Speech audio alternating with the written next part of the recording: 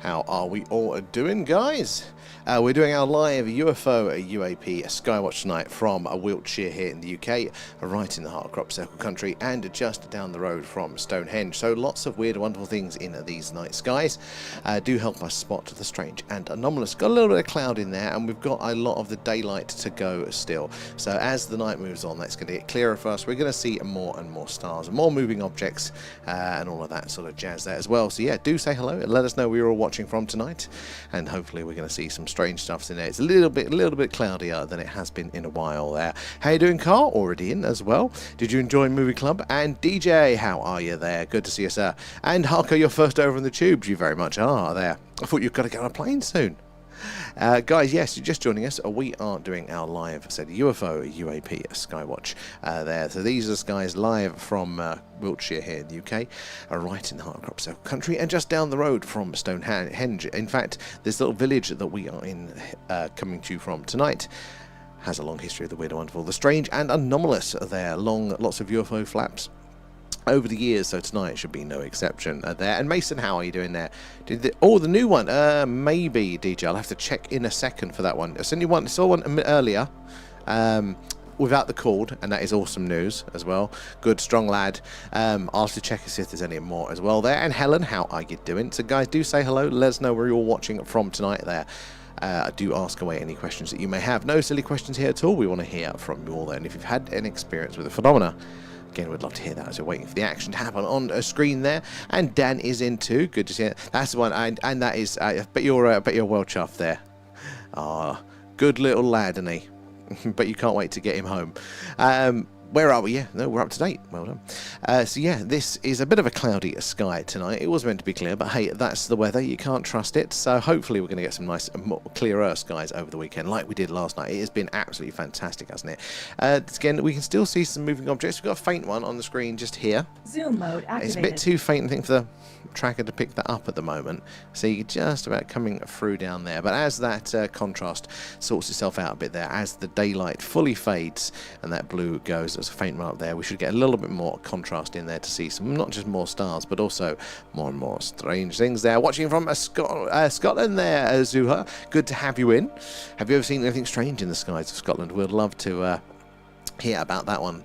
And it's not working. No, it's everybody else I think is okay. Might need refreshing, Harker, but thank you for the heads up.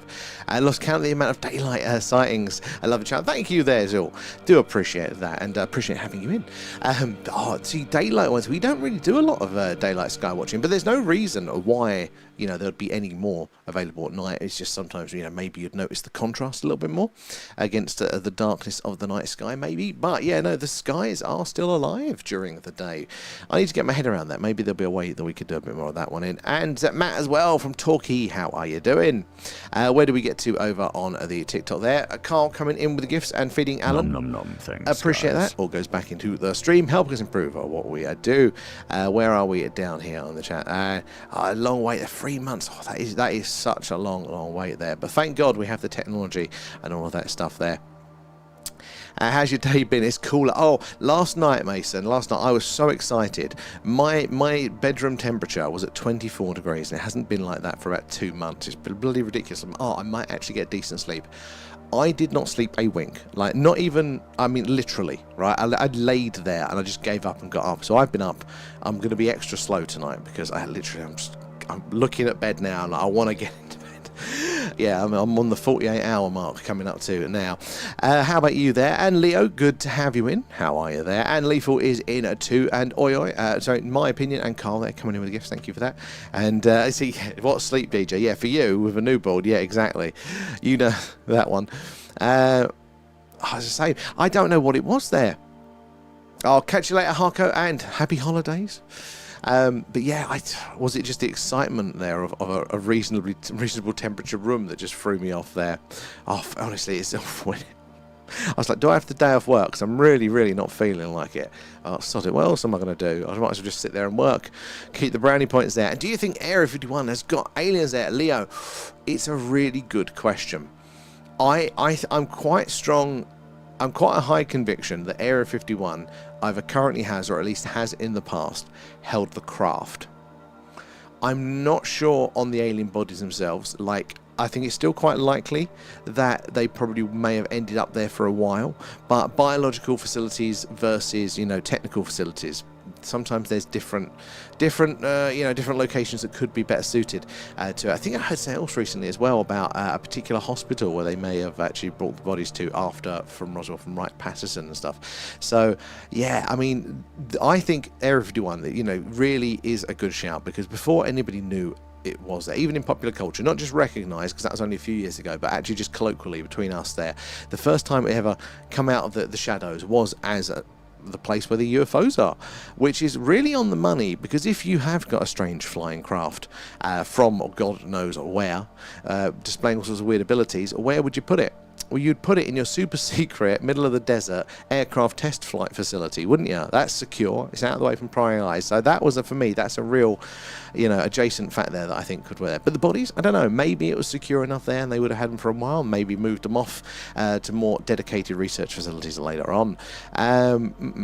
Where did we get to? And did you find out what the anomaly was last night? Ah, Mason, I was looking at that earlier today. I don't know if it's my sleepy eyes, but I couldn't see it before the track, and I need to see where that object was before the track and that misalignment, because we had a fantastic sighting. It's about 3 minutes into yesterday's stream, and the tracker, you can't see it now because it's too bloody cloudy. It's getting cloudier. The cloudiness there, you can't see the tracker going, but essentially we caught a sort of a 90-degree turn. So I was reviewing the video footage earlier, but I can't see where the object was before it made the turn. The tracker is showing it, but I need to confirm that it was there behind the tracker. So I'm going to have to, when I'm a bit less tired, maybe crack out some extra tools to see if we can get that confirmation, because if that is the case, we're clipping that and that's going on. That is a phenomenal sighting there. And where are we as well? Exactly, Leo, there. And it's a good question there. How about yourself? How do you feel about it? Do you still think that the craft might be there? The UFO, the bodies too. There's been some interesting activity over Area 51. My Harco coming in with gifts. Thank you for that. Yes, and maybe they're shipping out with all of this disclosure stuff. Harco there is A2 Pulsar. It's Vega, that one. Vega, you're one of the money there, Harco. That's about all we can see at the minute with these clouds. It's looking blue tonight. Normally looks bluey, purpley. I think it's just the clouds getting in the way. Hopefully they're going to pass. It is meant to be a clear sky for us, but alas, that hasn't worked out. We've had such a good run though. So over the weekend, I'm sure we get some more clearer ones there. I'd imagine if everyone did run into Area 51 with all the event, what's it, Storm Area 51 at the time. I mean, this is the thing that we tend to forget in societies. Actually, they're held together. The rule of law and whatnot is actually quite a fine line. It's normally like a 10-to-1 ratio of enforcement there. That ain't a lot of people that you've got to get, and obviously, guns and that, it changes that equation slightly, or your magazine capacity, but it wouldn't take much before it's only defendable to a point there. How are we doing, Kate? An A1, good spot. Oh, we've got a track, oh my god, in these clouds. Let's zoom in on this one. So we can see lots of objects like this tonight, especially if that cloud sods off. And yeah, we need to see these objects stop dead, shoot off at speed, change their course or trajectory. That will tell us for sure that it is something a lot more anomalous than one of the many, many man-made satellites flying around up there in the night sky. But until it does that, we can't say for sure. Missed it, lethal, but thank you for the heads up. And I do know that this is strict with private property. Well, yeah, they keep, don't they, expanding the area of no-go zones around it there, so you can't even go to like neighbouring peaks that used to be able to, neighbouring mountaintops, to have a look down in the distance. And what's the blue dot there in A2? Good question. That 82 that is Vega. Zoom mode activated. That is a star about 26 light years from us here on Earth, and is burning much hotter, much brighter than our sun, so it won't last as long, but it is pretty cool to see. Now this guys, this is a 4 out of 10 at the minute for clarity. Make sure you're following and subscribe, get those notifications when we go live. You catch us on a clear night as it has been for the last week, because you see all the colours. That star is normally purple, but the clouds getting in the way. You see so many more stars and objects there as well. So yeah, catch us for those. We're on pretty much every night, guys. How are you doing, Rio? And Don as well, thank you for the follow. Where are you joining us from tonight? Guys, do say hello. Let us know where you're watching from. Ask away any questions. There's no silly questions here at all. I'd love to hear from you there. I'm just finishing up with the TikTok chat, then I'll be over to the YouTubes, then back again. And as at Neo there, hi from Worcester. Love that there. Have you heard of 0 point gravity or scalar energy? I've heard them. I know I've heard like 0 point energies, the idea that there's just kind of like an energy field out there that you can just kind of pull the power supply in from. Sometimes in the past it's been called the ether. Science thought, didn't they, in the early sort of 1900s, late 1800s, that they thought they could test for the ether, because science, interesting enough, keeps coming to this conclusion. There should be this magical energy field that you can just tap into, but they apparently disproved it back then. But recently they are looking at basically doing some more experiments, because I think they've learned a little bit more, as is the way with science.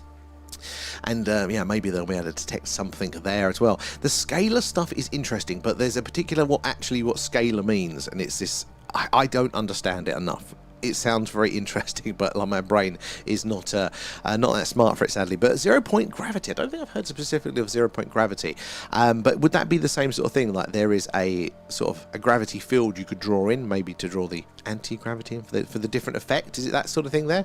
It is beautiful, and especially when we've not got the bloody clouds, it is absolutely stunning. We can see the odd nebula, the odd other galaxy too, and all those constellations there. And where is Venus, Leo? Sadly, it's not in the sky for us where we are here at the minute. When it's up, it's normally quite low in the sky, I noticed this year. But it is big, and no wonder people do mistake it there, because when it does pop up, it's quite low on the horizon, and it is really big and it's really bright, because Venus is a lot closer. It's the closest planet to us, other planet solar system, there, and it is a 95% Earth analog there. That means it is a very close match to us here on Earth. It's our sister planet, although the environment has gone a little bit astray. It may well have held life, and there are individual bits of evidence there that point to Venus probably still having some form of life, most likely to be very, very simple, but we don't know for sure. The technology isn't there to confirm 100%. Mars too, and what would that mean if there is, or at least has been, but I do think there is currently, life on 3 planets in a row in a solar system? It means it is everywhere out there. The statistics go crazy, and if it's everywhere out here in our solar system, it's going to be everywhere else too. It is Glasses Friday, Rio. Oh, I didn't bother having a show. I didn't have to go to work this week, so I didn't bother cutting my hair, and I've got a family over tomorrow, and I thought, oh, I'm gonna have to make the effort tonight, so it's gonna be a double glasses. And oh, it was in the Arctic. What was that one? Sorry, Marcus, I've totally forgotten what we're talking about now. Is that the scalar stuff there? And have you ever seen the McDonald's UFO? Oh, the actual McDonald's that's like a UFO. We had one over here, didn't we? Is it the Alconbury in the UK? I drove past it once. I didn't go in. Seen the Skinny Bob video in Las Vegas there. I haven't seen in Las Vegas. I knew there was some new Skinny Bob videos out. I saw those ones recently, but not the Las Vegas ones. What are those ones there? Where are we over on Living Light there? Coming in, feeding Alan. Nom, nom, nom. Thank you for that. Right, where do we get to with you tubers in your wonderful chat? Where do we get to? Let me scroll through. And Matt is in there. Good evening to you there. Inspector Morse. And looking forward to tonight there. Lots of UFOs around Tor Bay. Any interesting movements, anything anomalous behaviours to report? Sadly, it is a little bit cloudy for us tonight. It's caught us off guard. It was not meant to be. But the weather does what the weather wants to do. And yeah, we're lumped with a few clouds tonight. But we're starting to see, as the night sky gets darker, some more stars pop out. So we should start to get more tracks there. Gaza as well. Good to have you in there. And Emilio, Spare Rib, we're getting the crew in. Rich is in there. Kate over in the tubes too there. Baseman as well. And Living Light there. I see 73% of us are already complaining about the clouds. Let's manifest clear skies. I cannot be pleased. I have been swearing so much about the heat, so you would have thought I'd be a bit grateful for the cloud cover, but not when it comes to Skywatch time. Lads, I want a clear sky at night, and I want about 26 degrees during the day. That's what I want. Is that too much to ask? Living Light again, I think. Was that a second one? Feeding Alan there. Thank you for that one. Crystal clear for you, AAP. Give our clear skies back there, and shooting stars. That's what we want to see as well tonight there. And is that Wreckhead there? Good evening, everyone there. Just a lurking tonight there. And I've seen a daytime UAP and a very similar video on YouTube to what I saw. Wreck there. If you want to share more, we would love to hear it. Don't have to though. If you do just want to alert, that's totally cool. But if you do want to share more, I'd love to hear about that. What it looked like. Could you see a craft outline shape? Where in the world it was? We need to do more daytime stuff, but it means more kit. What am I frowning for? I like kit. I'm surrounded in a green room full of screens. I like kit, but yeah, we'll add that one to the list. Although the flamethrower was the next one, wasn't it, Kate? That we've got going. How you doing, Short, as well? And Angel as well there for Lachlan. Good to have you in.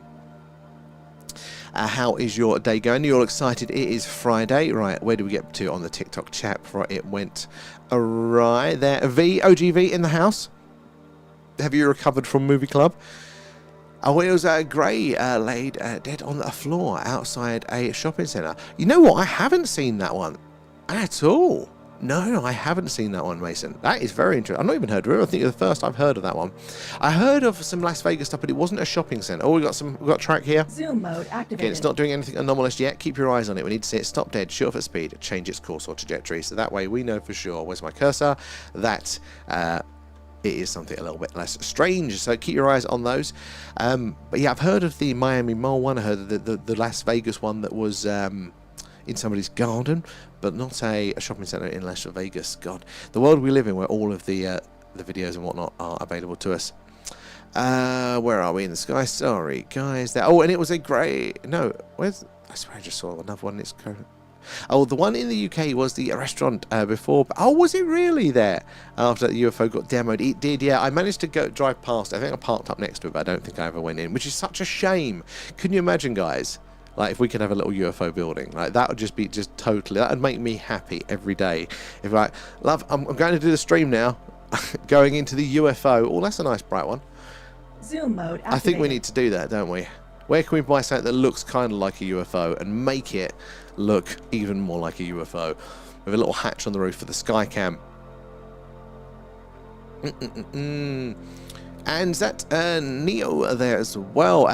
Stone Henge is a pseudo-scientific concept there, often described as a stationary non-linear energy field. So I've heard it in the sense of scalar waves. Like, that's literally these are twigs that I'm picking up off the ground there, so it's not a lot of knowledge around it. But I hear it referenced a lot is with scalar waves, which is, you know, to do with, is it like amplifying the energy and it kind of gets stronger with the way you do it or something like that. So I assume applying that to energy would mean amplifying the energy, getting more out than you're starting off with. If you can do it with radio waves. Oh god, I'm gonna have to start brushing up on these ones then, Neo. I love it though as well. How do you feel about it? Is it something you're interested in? Do you think that could be potentially one explanation for how they work and all that, or is it all not, do you think, up to scratch there? Is it too loose there? B coming in with the gifts. Appreciate that, guys. It is the gifts, the gifts, the subs, the members, the patrons, all that stuff. Go straight back into the stream. Help us improve on what we do. I know something. I'm on this one? Yeah. I know something crazy one time. I took a picture of a snowy mountain, and there was some weird thing. Oh, describe the thing. We want to hear it there. You was busted. You held it, though, V. Well done. 10 points. The older we get, the harder that gets. Did you finish the pizza in the end, though? She's training. She's training for the long space flights. You know. Leo there, thank you for the follow too. Good to have you in. And I still have 1.5 fluids to drink. So wouldn't even try tonight. Out of your, like 10 litres you've got to do a day.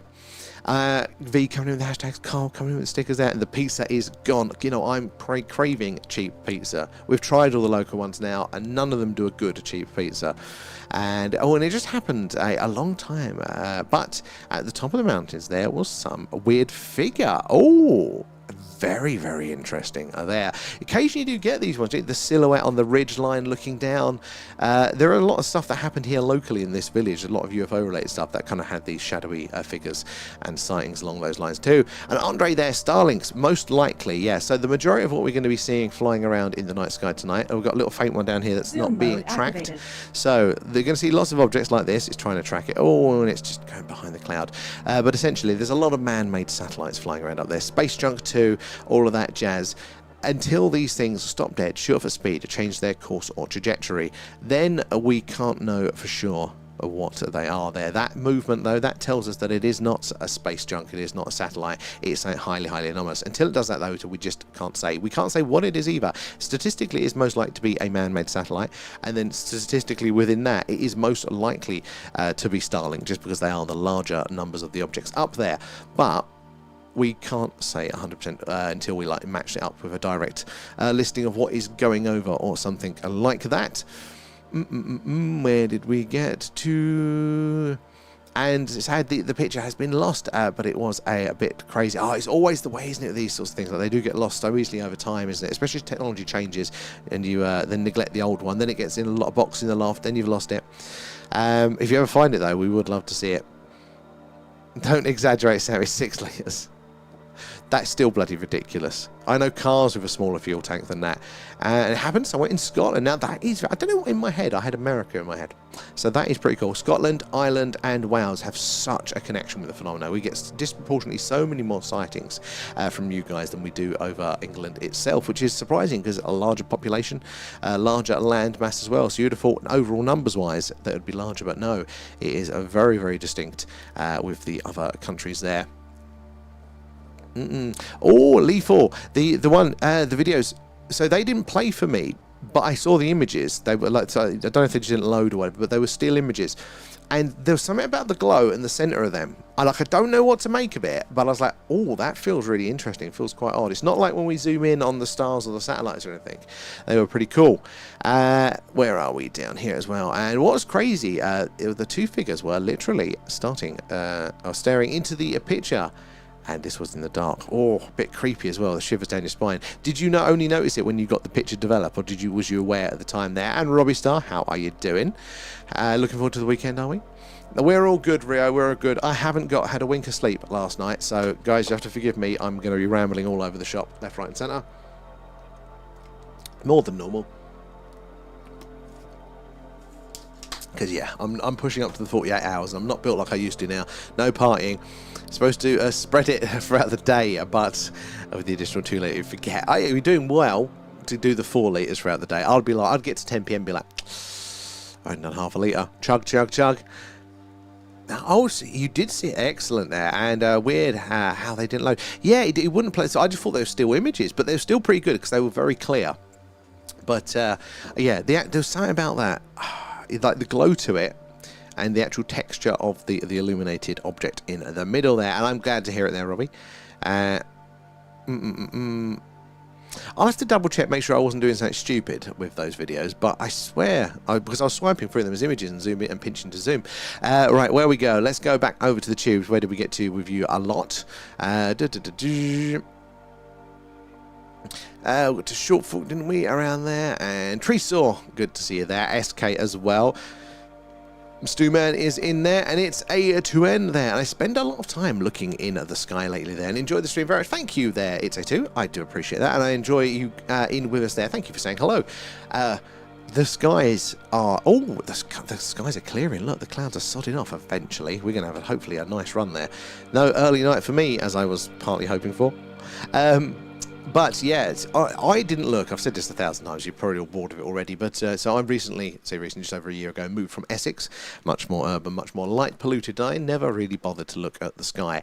Never had seen a satellite in my eyes. Never had seen a shooting star. Never had seen the ISS. Just wasn't enough going on. Did not pay attention. But here, you can't help but look in the countryside. It is on those clear nights. You just like. And, you know, you'll laugh at me for this one, probably rightly so, but I know that Mars is the red planet. But I didn't know that you could see that with your eye on a clear night. That and Betelgeuse as well, you can see the orange of the stars. It's insane. It is always awesome there. So thank you, it's to A2 as well. Appreciate you there. And A2 Flash. Right, okay, I've got it on my screen now. I've got to keep an eye out for it there. Take a nap on stream. Use Alan as a pillow. No, that'll be the end of me if using Alan as a pillow. Can you imagine if we just drooling away? I'm not graceful at the best of times, let alone when I'm sleeping there. And Wreck there in the Cotswolds near an ex-RAF base. And I was work, honestly break, and looked up at the blue sky and saw 4 white lights in a diamond formation. Hello. And the lights are lined up and sped off. Too fast for aircraft. So you're getting the anomalous movement there, aren't you? The speeds there. Was there any sound to it? That is phenomenal. Thank you for sharing that one. And yeah, so you saw the light. So assume this was at night. Then you saw the lights, you know, like that in the sky. Because we've seen, we think we've seen. Have I got popcorn down me from our movie club? I think I might have. We've seen it came over the camera, basically, or just above me onto the screen. It was like, you know, the 3 dots. It wasn't a diamond. It was the 3 dots in a triangle formation, and it floated across the night sky. But as it passed over those stars in the background, it appeared to block them out. Now the camera was a little bit lower resolution back then, so it's kind of hard to be 100% confident on it, but it does look like, especially because we have multiple times seen satellites in a triangle formation, that can happen. It's rare, but it does happen. We've seen it multiple times, but it doesn't block the light out. This did seem to be a different occasion for that one, so we may have seen something similar. But do you think that, with your gut, could that have been 4 craft in formation, or was it 1 craft and you're just seeing lights on the one craft there. Because very interestingly, warp drive, what's the other one? Wormholes. They're real in the sense that they don't break physics. Real scientists have looked at this and they've gone, yeah, this is how you would do it. We can do it. It's possible. Now, we can't do it as a species because we don't have anywhere near enough energy to kind of get these things rolling. But if it's possible, maybe an advanced civilization that's been around much longer than us, maybe they'd use it. Now, one of the interesting points about that, well, there's a few interesting points, which, answer that question of how they can traverse it. Oh, I think I saw that one. Is it that one? In A2, the flash, because I think, let's have a look at that one. Zoom mode activated. Might be a faint star by the looks of it. I'm seeing a faint loves there. See if that one flares. Oh, a faint moving object. And it's being tracked. But yeah, the actual one of the things with the warp drive, zoom out. I think it's a little star there. But you've got eagle eyes to spot that. The warp drive, yeah. So basically, the theory is that this would work if you paired multiple warp drives together. You could amplify the effect. The way you'd do that is you'd be in very close proximity in certain formations, triangle and diamond pattern, allow your warp drive to be much more effective. And Amanda, how are you doing there as well? In the ear property app. And Dean as well, evening. What do we think of the bright, what do you think the bright blue ones are? So, I heard recently that it's a new Starlink, basically, something to do with the coating on their solar panels, ironically trying to minimize reflection and glare, gives them this unique color, and it kind of would make sense because we used to see them sporadically and now it's kind of built up, which fits in with when they're phasing in next generation equipment. So when we see them, we often see one and then a second one to follow. So again, we can't say for sure, but for me that's plausible, but we do get to see some very, very distinct colors of these objects here. Sometimes a very deep orangey reds, sometimes these really minty fresh blue ones, as we call them. They're just, it's craziness. To their green as well. And one time, and we've seen this one time only, and I don't know, it doesn't break the physics of a man-made satellite or whatever, but I have no idea why a man-made satellite or how it would achieve this. But we saw one object, like these dots, moving across the screen. It's quite a big bright one, almost the size of Vega. And as it came across the screen, each second or so, it flashed. And on every flash, it was a different colour, red, green, blue, red, green, blue. Now, if these want to reflect any light back down to us of colour, then that needs to be reflecting off that sort of surface to do it. So what's a multicoloured satellite going to like to reflect that amount of light back? I'm trying to get in the Discord to post the photos of it, but I can't find any menus. Oh, I'll post. So, I'll show you mine. Very roughly here. That's what I need to check out. Some of my photos. Right, so you'll see yourself in here. Right, these, I don't know if this is good or bad. These little dots down here, they're the channel, the servers, sorry. So like you probably, if you've got Discord just for us, then you probably only have like one or two, and it should say the thing, it's our little logo. So when you click on that little circle, right, then you get like the menus down here, this list here, and then you can click on one. So if I click on next, no, I clicked on the wrong one there.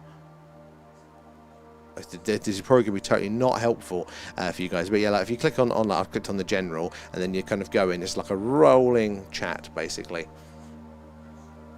Right, there we go. Hopefully it was some help, but probably not there, sure folk.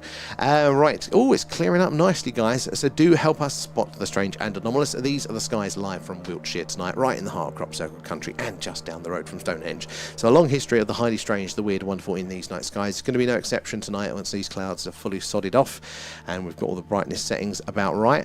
So we can already see lots of movement. We've got one there, we've got one there, we've got an untracked faint one there. Look how purple, oh, one there too. But we need to see these objects. Let's zoom in on this one. Zoom mode like this one activated. here. See, it's in the target symbol there. We need to see that thing stop dead, shoot off at speed, change its course or trajectory to know for sure that it is something anomalous and not just one of the many man-made objects flying around up there in the night sky. Until it does that, though, we can't say what it is for sure. It does happen, but that is why it's a hunt. So you've got to look out and you've got to call them out when you see them. Where did we get down to there?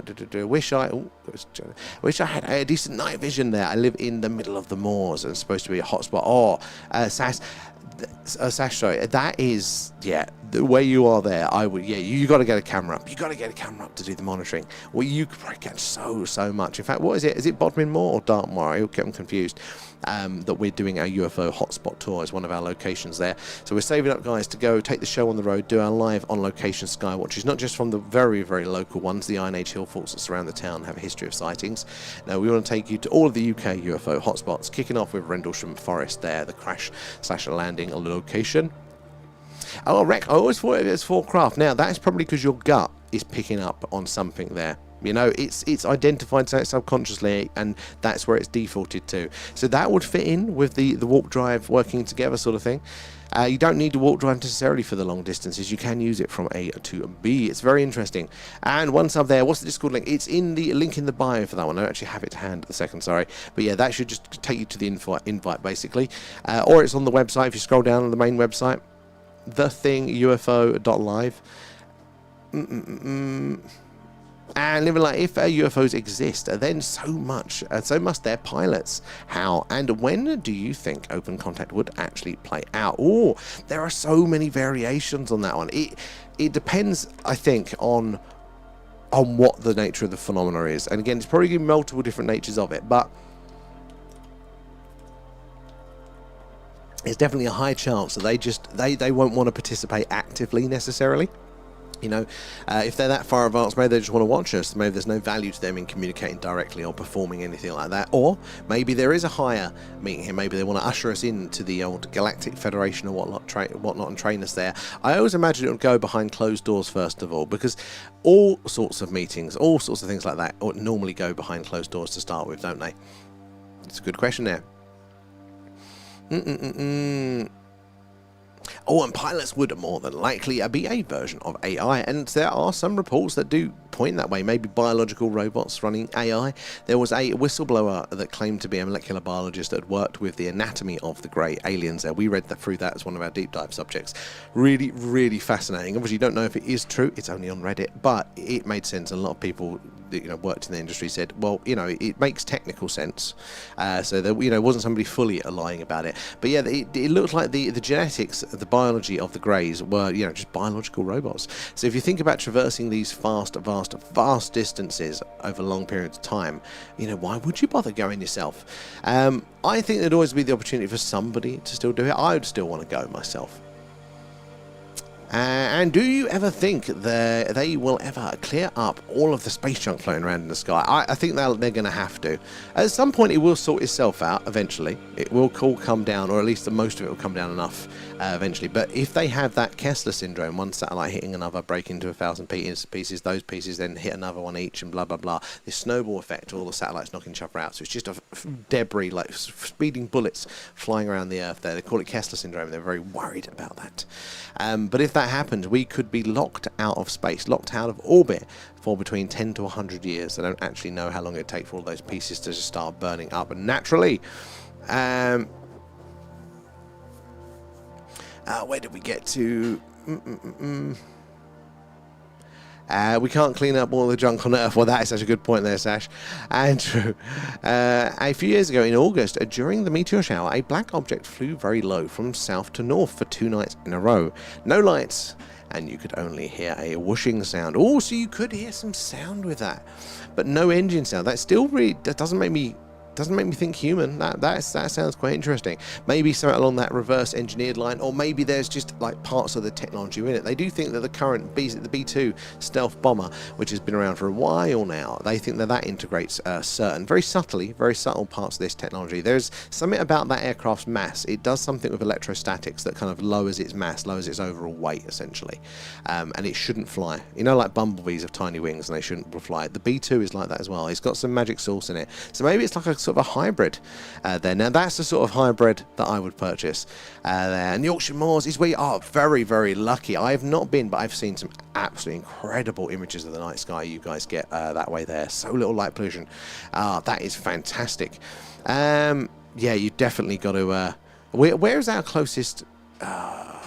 I think we could do I think Todmorden is probably going to be the closest one to there. Why didn't I put the Yorkshire? Because you've got Bempton on the coast as well. That would have been a good one for our hotspot tour. Maybe we'll have to add another location to that. Yeah, I reckon you'd get a lot in those skies. And perhaps at some point there will be a technology that allows us all, for example, to rid the oceans of plastic. There could well be. I mean, you know, in principle, I think it's going to be like biological technology. You know, they'll make something that eats the plastic, and then that'll probably go awry, and then they'll have to release something else for it there. Raven bedroom, how are we tonight? And so not many lights around, since anywheres are close and small villages. That's got to be fantastic for the sky watching. No, all I can see is a create a server message or advert. So you might need to click the link again. So if you've got it on your phone or whatever you've got Discord open in, basically go back to the link on our site, press it again, and then it should trigger you to join it. It sounds like it hasn't actually joined it. It's just like set you up with Discord, but it's not added you to our little group yet. That's what it sounds like.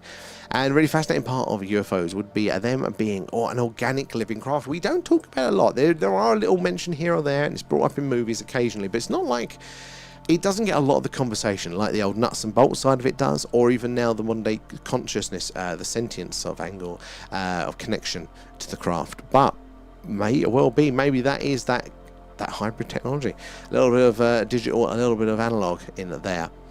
And I film, how are we? I think the thing is we have no choice but to look at it there from a human perspective, and we cannot fathom an advanced alien technology. Bang on the money, SK, bang on there. We are, the way we don't see objective reality, if you put something in an empty room in front of me, I'm not necessarily going to see it there. The way that the brain works is it's always filtering, because real life is very high resolution. All right. Not only do we not have all the sensors for it, but we don't have the calories, the brain power to process it all. So the brain is always looking to filter things out. So when you walk into a room, you don't go white walls, 4 of them, brick. You know, you don't add all that up. What you do is you go room. I've been in rooms before, much more efficient. And it's in those simplifications. That's where the details get lost. It's where whatever that objective reality is can get hidden, can get snuck away. But yeah, we work from what we know to the next point that we know to the next point that we know. So if something is so far advanced from us, we've got nothing, no touch points, no references to do. So if you think about giving a caveman an iPhone, what the hell are they going to think? You know, at least if you gave a car to, you know, back in the 1800s or whatever, when they were on horse and carts, you go, it's like your horse, right? But you don't have to feed it. You just have to put some liquid in the back of it, you know, and it's a bit noisier, but it's much better. You've got an analogy, you've got a comparison there. But caveman and iPhone, shiny rock is the closest that you can get. And also, very much like the phenomena, this is a very interesting point I don't hear a lot, but very much like the phenomena, that iPhone would be, especially if it had power on, would be totally different, wouldn't it, to the various people that interacted with it. Some people would go, ooh, shiny black rock. Some people would go, rock with symbols on. And some would go, you've got a picture of your missus as the background, to go, there's a person trapped inside the rock. Imagine if they all started to open up apps and things. Again, each one of those people are going to come away with a different experience. Same phenomena, but they go, no, it wasn't the black shiny rock. There's a person in the rock, and they'll be arguing amongst themselves. Kind of sounds like how we bicker, doesn't it, around the phenomena, religion, and all those sorts of things. But we're always limited coming from our perspective there. No worries, Rib. And where's it gone? Sorry, guys, it's jumping ahead. What I saw looked very similar to the old Skylab manned satellite there, just flying lower. That is pretty cool, actually. Skylab was interesting. That's basically a repurposed Saturn V rocket, wasn't it there? I'm looking in that A1. Could use the interactive grid, guys. Appreciate that, but I can't get my cursor. There it is. I'm a bit late to the party there. Sorry, guys. Keep it up, though. Hopefully I'll catch up a little bit quicker next time. And good evening there, Pan. How are you doing? Are you 10 miles from Todwood? Oh, so it's not actually as far as I thought then. Yes, that is on our UK UFO hotspot tour. I've got my T-shirt. Where's my hotspot T-shirt? Oh, dropping it. Oh. This is our tour T-shirt, guys. Got the UK map, all the cryptids, the UFOs in all of the locations on the map, and then locations.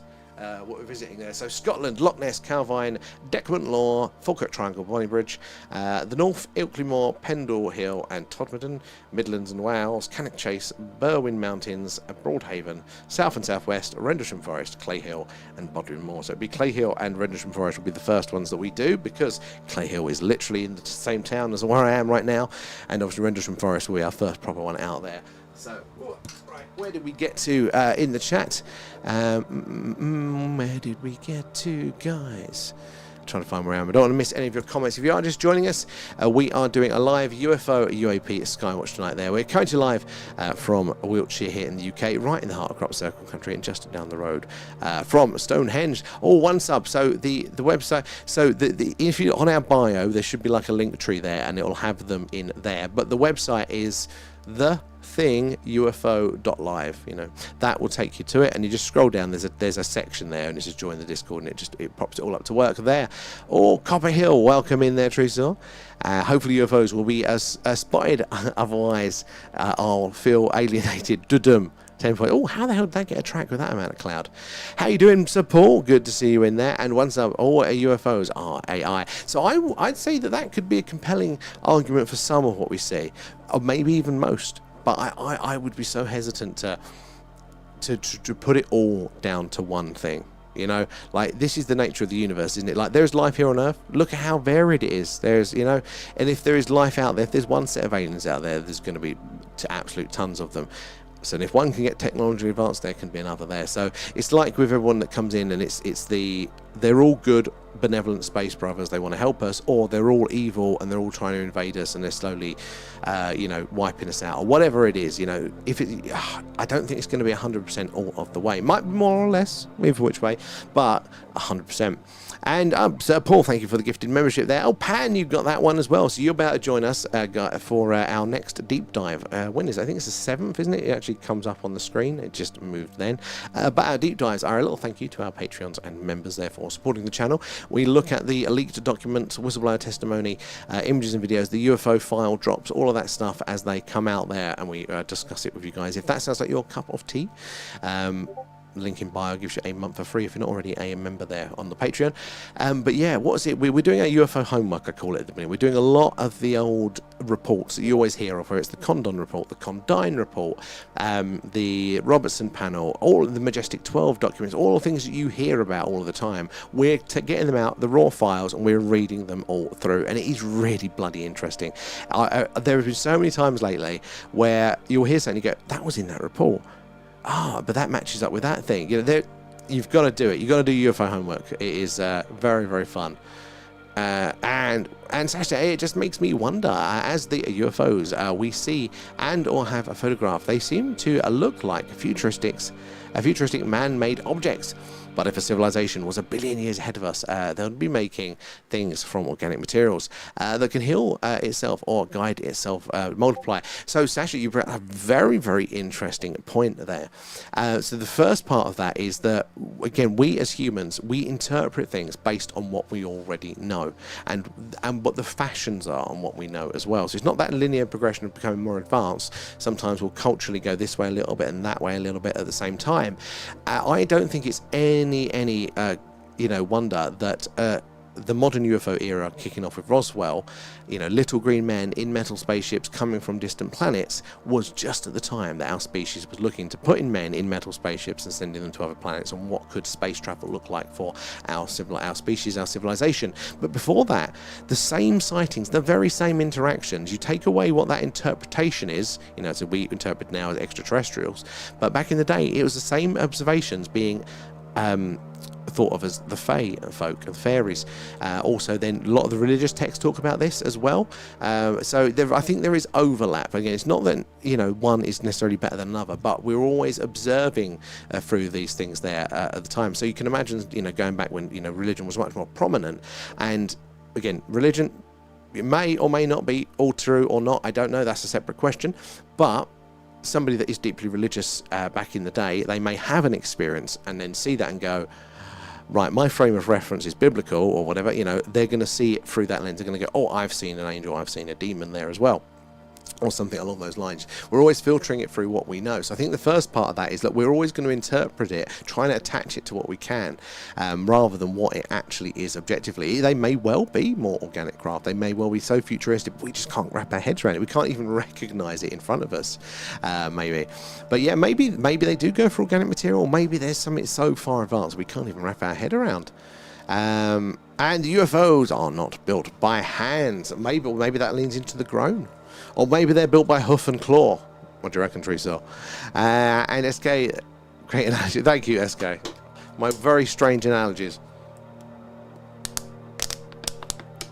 Our success there, the PC or phones, another thing. Don't worry, Short. Honestly, it took me 4 years to figure out Discord, so you're already ahead of the learning curve on me. And thank you for persevering. Look forward to seeing you over there as well. So ADHD is taking over tonight there. Sash, never apologise. I love it. I love it. They're very, very good points, very good questions. So welcome to just air your thoughts here. We love it there.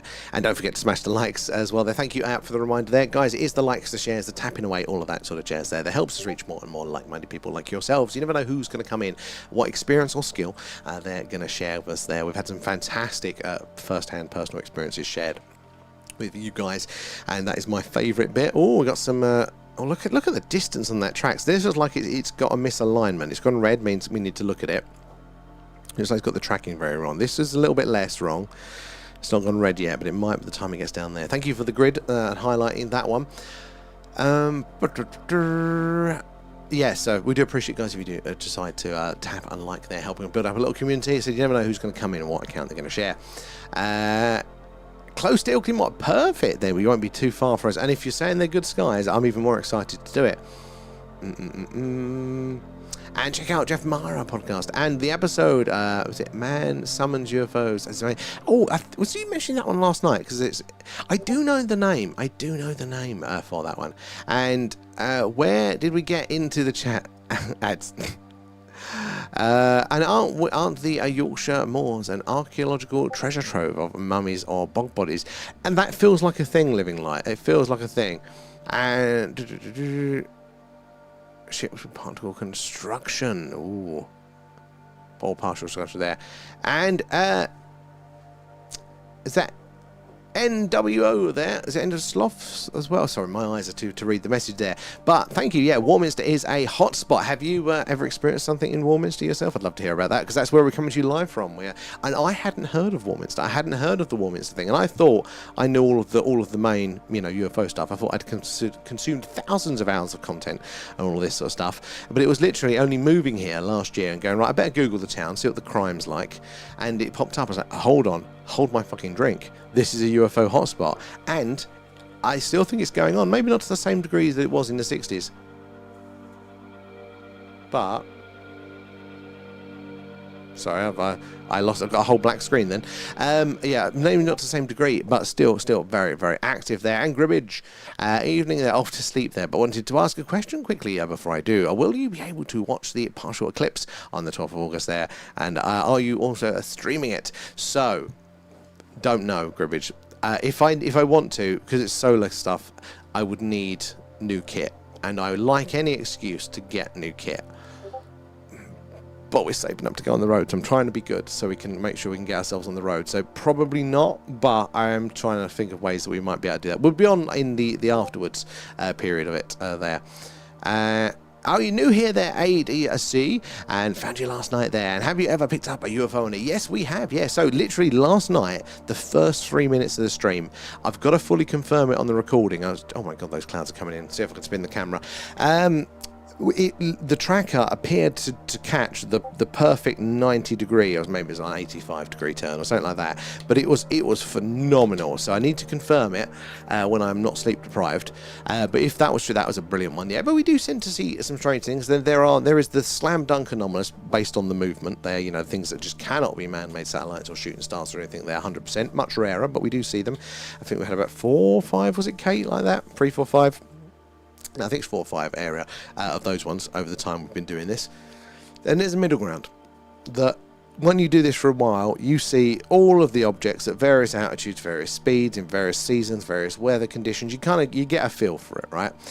But yet you'll see something, although it won't be doing the movement, which is our big thing that we need to say 100%, you go, this is bloody strange. This is really strange. So there was one that always jumps to mind, which was it said it was flashing regular as it was going across the screen. You see flashing quite a bit, and on each flash, it was a different colour. Red, green, blue, red, green, blue. No idea how it achieved that one. But yeah, we do see a lot around there. Have you ever experienced anything yourself as well? Keeps jumping ahead. Sorry, guys. Some Waterfield UFOs now.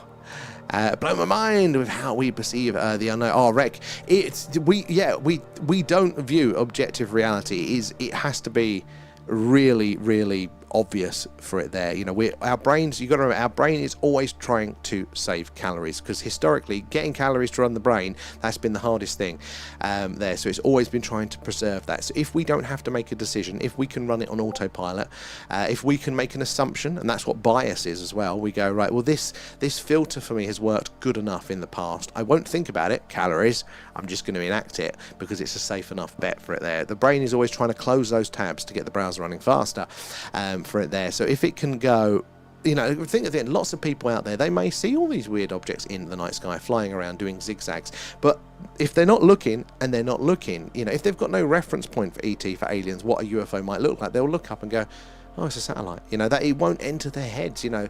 So you can see some of it, but you can not see it as well. I mean, sometimes you can literally not see things as well. Like, the brain is just insane of what it's capable of doing.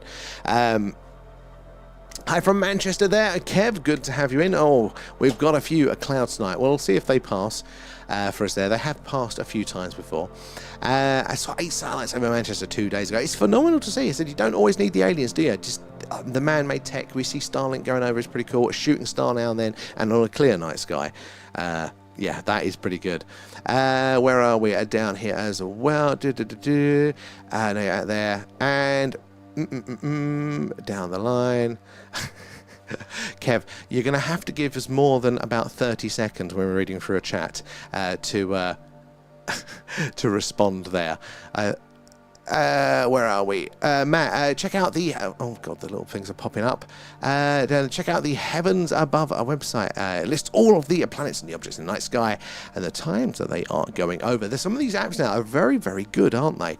They're the listings of what they have. There's one we did used to use, which I can't do it now. I do need to check out the Heavens Above, but you have to line up with the same position. Where we move the camera around, it just becomes a total bloody nightmare. But there are a lot of the satellites you can see up there to track, so it's not totally impossible. We are trying to get the tracker to do that, but it is proving to be a little bit of a pain at the minute. And the mist of horror, it's the clouds of Venus, guys, is what it is. And living like that, thank you for feeding Alan. I think Alan missed that one earlier.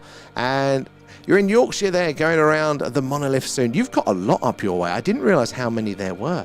And watch solar eclipse with a fixed welding glass there at 12 to 14 shade. Oh, thank you for the heads up there, because I didn't know what spec. Like, I remember my old man giving me one when I was a kid once, but I don't know enough about it. So I know in my luck I get a cheap Temu one and go, my eyes are burning. So actually that's a good little guide there. And industrial supply, I need to wrangle it. It's a way to fix the camera. I'm always looking for an excuse to get something else, but they do some very good smart telescopes, which I've wanted for a long time. They do solar stuff for that. So we'll see. And actually, there's a video of an alien on Ilkley Moors from years ago. I think that's probably why it's on our list, that incident. Yeah, it's the one I'm thinking of. It's weird. It is very weird. What is it like around there culturally? What is the atmosphere like there? Do people talk about strange stuff? Because you tend to find places like this, even if they've not got a lot of modern UFO lore, maybe the odd sighting here or there, they do have that folklore. They do have that history of weirdness in general around it. Is that true for where you are up around there? The fixed one, not the one for the reactive. Yeah, no, in my luck, I'll be waiting for it to react and get my eyes burnt out. Right, I'm going to quickly bounce back over to the TikToks. Where did we get to in the chat with you guys? Oh, we got to Carl, Harco as well, and V coming in with all of the gifts are there as well. And Carl, thank you both for feeding Alan. I'll give you a double there. Thanks, guys. Right, now let me get over to the TikTok chat. Let me find out where we were here. If you're just joining us, we are doing our live cloud watch at the minute. It was a UFO Skywatch, and hopefully the clouds will pass. We'll give it a little bit longer, see how we get on. Let's see how it goes. They did clear earlier, but we might have to switch temporarily over to the alien radio signal hunt. In fact, whilst it's just blurry clouds, let's put up the Starship Alan. Oh, no, that's not. That one needs a refresh on that one for you guys on TikTok. We won't be able to do you one. So why is it gone bloody small? Pain in the arse bloody thing. Nothing ever goes to plan, does it? But yes, where are we in the TikTok?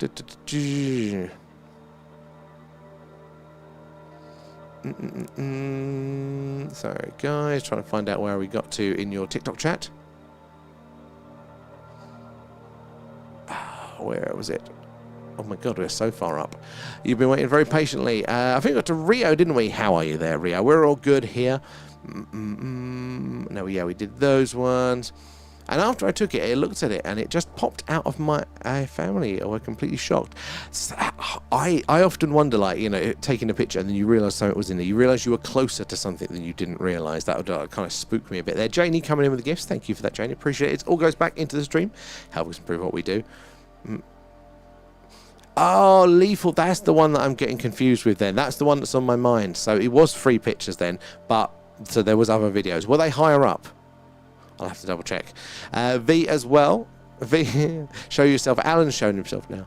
And literally the pictures are literally in my head right now. It sits with you. Tell Alan to stop vaping out there. His cherry unicorn vape. Loving the stickers there as well. And were the birds lobbing popcorn at me? They were fighting at each other. They were going for it. That was a proper squabble over the popcorn there. And we've seen loads of strange anomalies on the stream. We really have lots of anomalies, and some of them are just weird as well. Like weird. You know, the stationary flashing is weird. It's not sexy. It's not ET as he waving as he goes by, but it's highly strange. Highly strange. And seen multiple nights. Same patch of sky. No good answers for that. But it does fit in with the transient objects that were seen, and recent papers have been put out on them. And that Denver as well there. You saw a UFO last month in southeast London. Oh, tell us more. What did it look? Was it a strange light in the sky? It always blows my mind because, you know, cities, light polluted, there's so much going on there. To have the attention span to catch things looking up, God, it's got to be dramatic. But we do get a lot of people. Sort of a family member of mine did spot a very strange one, you know, right in the city there. So love to hear more on that one. And Andre, thank you for the follow. Good to have you in. And question, as a Blackpool ever had weird things in the sky at night? You know what, Leo? Good question there. Nothing obvious is jumping to mind. It's not got its own Roswell, as far as I'm aware, but it doesn't mean there's not anything. Like a lot of the individual sightings, like the lot of ones that you guys will share here, even the really fantastic ones, they just don't necessarily make it up. They don't make it to the local paper. They don't make it to the network there. It's actually quite hard to raise these stories up. Just think of how many we've lost throughout the years that have never got shared. Carl, you might know this. Has Blackpool got any UFO lore? Oh, you already responded there. Perfect one, Carl. And Renzo as well. Thank you for the follow. Where are you in from tonight? Tracked hit there as well. And I swear I have seen loads of strange things in the sky in Scotland. Scotland is, you know, seems to be incredibly active. So I would not be surprised. What's the best thing you've seen be there? And Day Sleeper as well. Thank you for the follow. Good to have you in. And do you think Stone Henge is part of the UFOs? So I don't really know. Like, there's definitely a lot of questions for me around, you know, Stone Henge, the general henges. It feels to me, I don't like the mainstream explanation, but I don't dislike it 100%, if that makes sense. Like I feel like there's a lot more to flesh out about those cultures, how advanced they were, what they were really doing with them there, and maybe that is linked, like in that sort of way, to the UFO stuff. But yeah, I don't know with some of those. I think there could be ways that just everything is linked together as well. One of these is that the cargo cult phenomena. So the idea that basically we may have been exposed, you know, we as a species, to extraterrestrial or whatever it is contact at some point, and we can't fully conceive what it is because of our limited human brains, especially if it's going back in time, you know, going back to the Ice Age there. If we were, you know, barely cavemen, you know, how are we going to interpret that? Well, we're probably going to interpret it like gods, and we'll probably keep trying to understand what that was, because it was during the Second World War, all of the uncontacted tribes on those remote islands in the Pacific there, all totally on their own, uncontacted by modern technology, and until the Second World War, when those islands become very valuable as air bases, you know, to attack Japan and defend the local space around there. So the Americans kind of just appeared on the islands, all these tribes, and put in runways and were there for the duration of the war. And they were very good to the tribes. They gave them gifts, they gave them tools, knives, food. The tribes bloody loved it. But when the Americans went, all right, war's over, bye guys, they went, and the tribes, a few years later, some anthropologists went back to kind of see what the result was, and basically the tribes were acting out what they saw the Americans doing. They were trying to interpret what the Americans were doing. Again, no reference points because they're basically cavemen, but they were trying to mimic that behaviour to get the sky gods, they called them, to come back down. You know, the birds in the sky, the big metal birds, to land with all of the good stuff. They wanted all the food and all the supplies. So they were doing their rituals, which was doing what they saw the Americans doing. They even actually had a wooden control tower for the airport built with a little headset apparently as well. They were mimicking what they saw the soldiers doing there. No idea what it actually was, but they were just copying it to try and get the result, to try and encourage them to come back. And could humanity, could our culture be based on an early event that we just couldn't really understand, and we've interpreted these things there? So maybe we're all connected in that sense. V coming in with the hashtags, and even the clouds look pretty in the tubes view. Say the tubes is fantastic, guys. You want to check that one out if you're on the vertical. It's around the right way, less of the me, more of the night sky there, and it's a little bit more stable normally. So definitely check it out over there. I'm in the TikTok chat at the minute. I'm working my way through there. Then I will bounce back over to you wonderful tubers, and then bounce back over here again. Even if you're banned from commenting for no reason there, V. No idea what you did to offend there. And Pat Butcher, welcome aboard. Right in the middle of Yorkshire. Really, you're bang in the middle. I like that.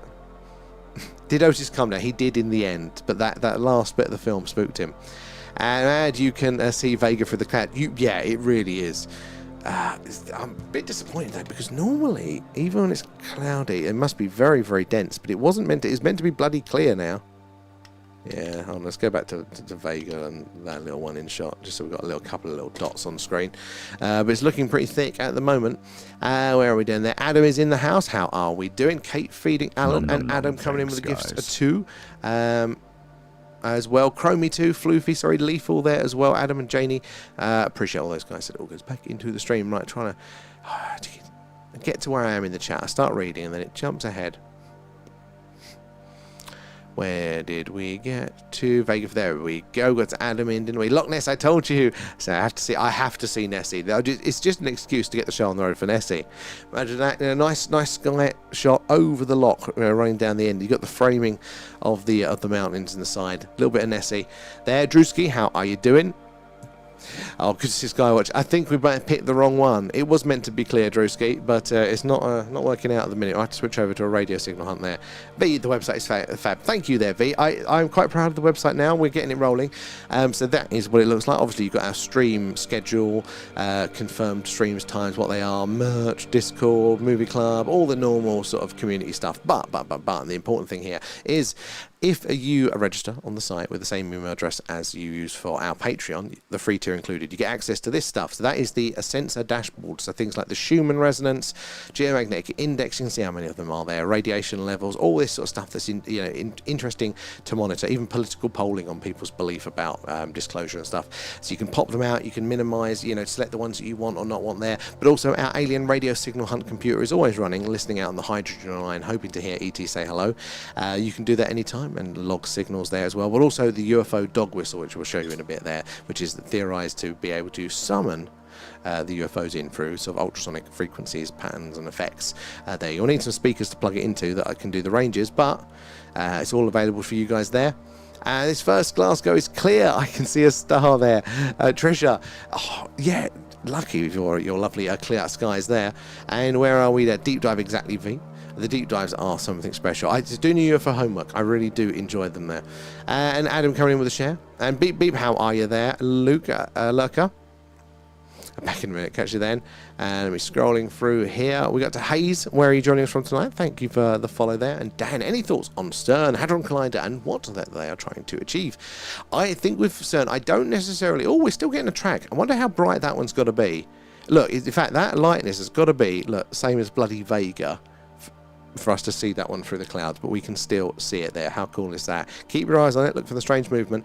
But CERN, I lean to, it does what it says on the tin, but beware the law of unintended consequences. Hold on, let me hide the website, sorry. But beware the law of unintended consequences. Can it still do things unexpectedly? And all that sort of stuff. Problems they didn't realize. Watching the clouds when everyone else is already, they're going to show you. Lurker, that patience hopefully will pay off for us there. There is an episode of Ancient Aliens about the thing. Oh, you keep saying it there. Oh, go away, TikTok. Stop being a twat.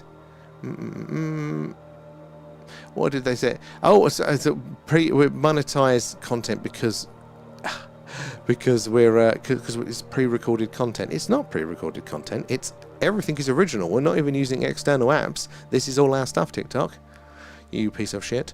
One day I am going to vote with my feet, guys. So do make sure you're following us on the tubes when I eventually do have that sulk, and you'll be able to find us there.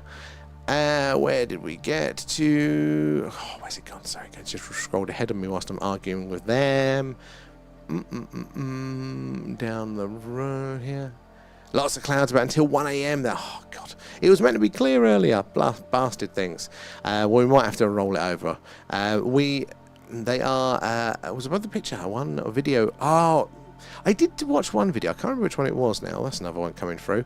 3 orbs and one right going up. I'm not sure if that... I'm going to check it out after the stream, Lethal. Thank you for the poke there. I must have missed it. And the universe might be telling you to sit down. I think Kate might be. We might do an earlier one if we only got clouds there. And Adam sent a treasure box. Do make sure you thanked Adam if you claimed the coins there. And did you have a pet with you last night? Oh, yeah, we had a koala. There's a chinchilla, but they are absolutely adorable. They are absolutely adorable. Oh, the Nephilim helped build it there. Nephilim. See, something like that, I see my camp of plausible. You know, big old bastard stones, big old bastard people. You know, A plus B, mate. That could fit with me there. And have you any thoughts on the Tartarian Empire and the World's Fair? So I haven't looked at a lot of that stuff. I kind of got put off because I saw the mud flood stuff, and again, this isn't saying that it isn't a real thing or anything like that, but the videos that I saw were really shit ones, and that kind of just then lost my interest to kind of find any good ones, if that makes sense. So maybe there's some really interesting stuff there, but yeah, there was just the mud flood. Then it was associated with the Tartarian Empire and stuff like that. So I think I do need to reopen. But like when it initially kind of came up and I saw the bad ones, which I knew were obviously just crap, I kind of then didn't look again. So I'm probably going to have to revisit that one. If you've got any recommendations, that might be the better way for me to approach it. So cloudy down. They really do. And my Nick one.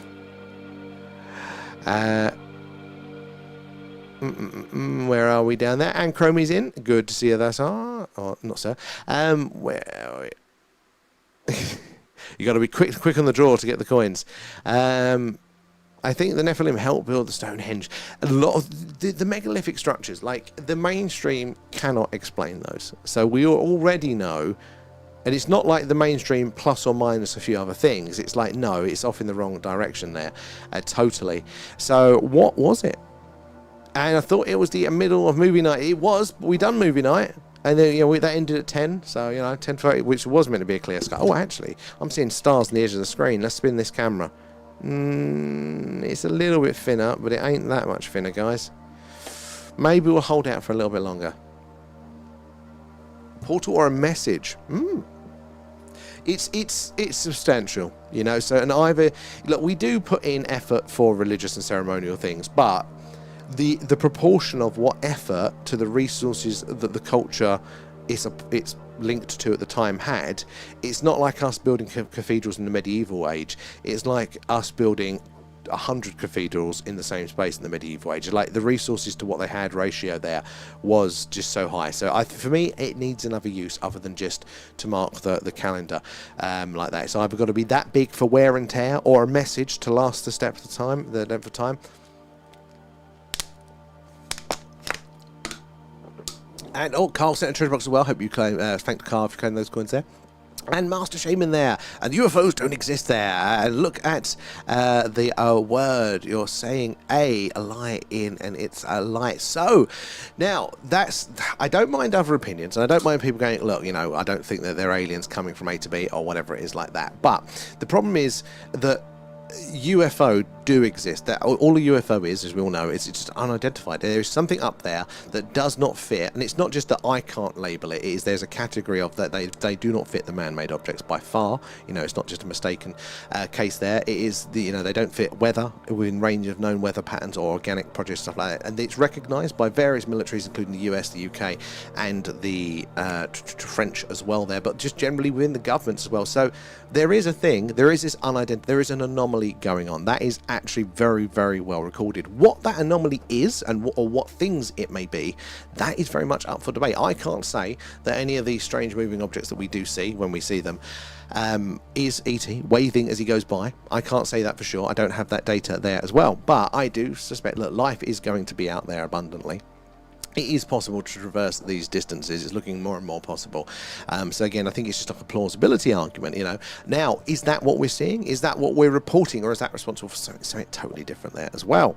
But there is definitely those things. So we can say officially that, you know, you're wrong on that one. Sadly, that's not opinion. Those ones are fact. Adam coming in with the shares there. Exactly, a reason. And the looks below the clouds. That one.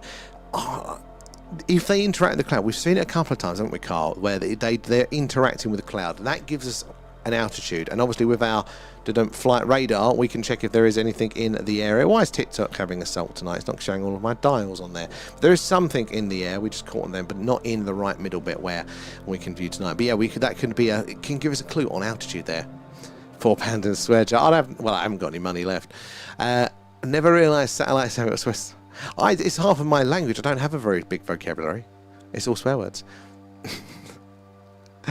Exactly. Where are we? Down here as well.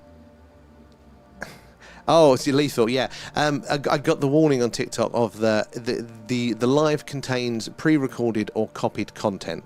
So that, you know, that's what they put up if they think we're playing a video or something. So the irony of that is that it's a live camera from my garden. So this is my sky, it's through my lens, it's not even a website, through our apps, through our overlays that are all custom as well. There is nothing about this that is copied in any which way, shape or form. And that's how useless their AI algorithm is there. A couple of buildings are really weird, but others are Trump-style builds, yes. I mean, they are, you know. Might become a comedian there, Mason, but I need the money, your credit ain't helping. Oh, it never does it there? We've been there, man.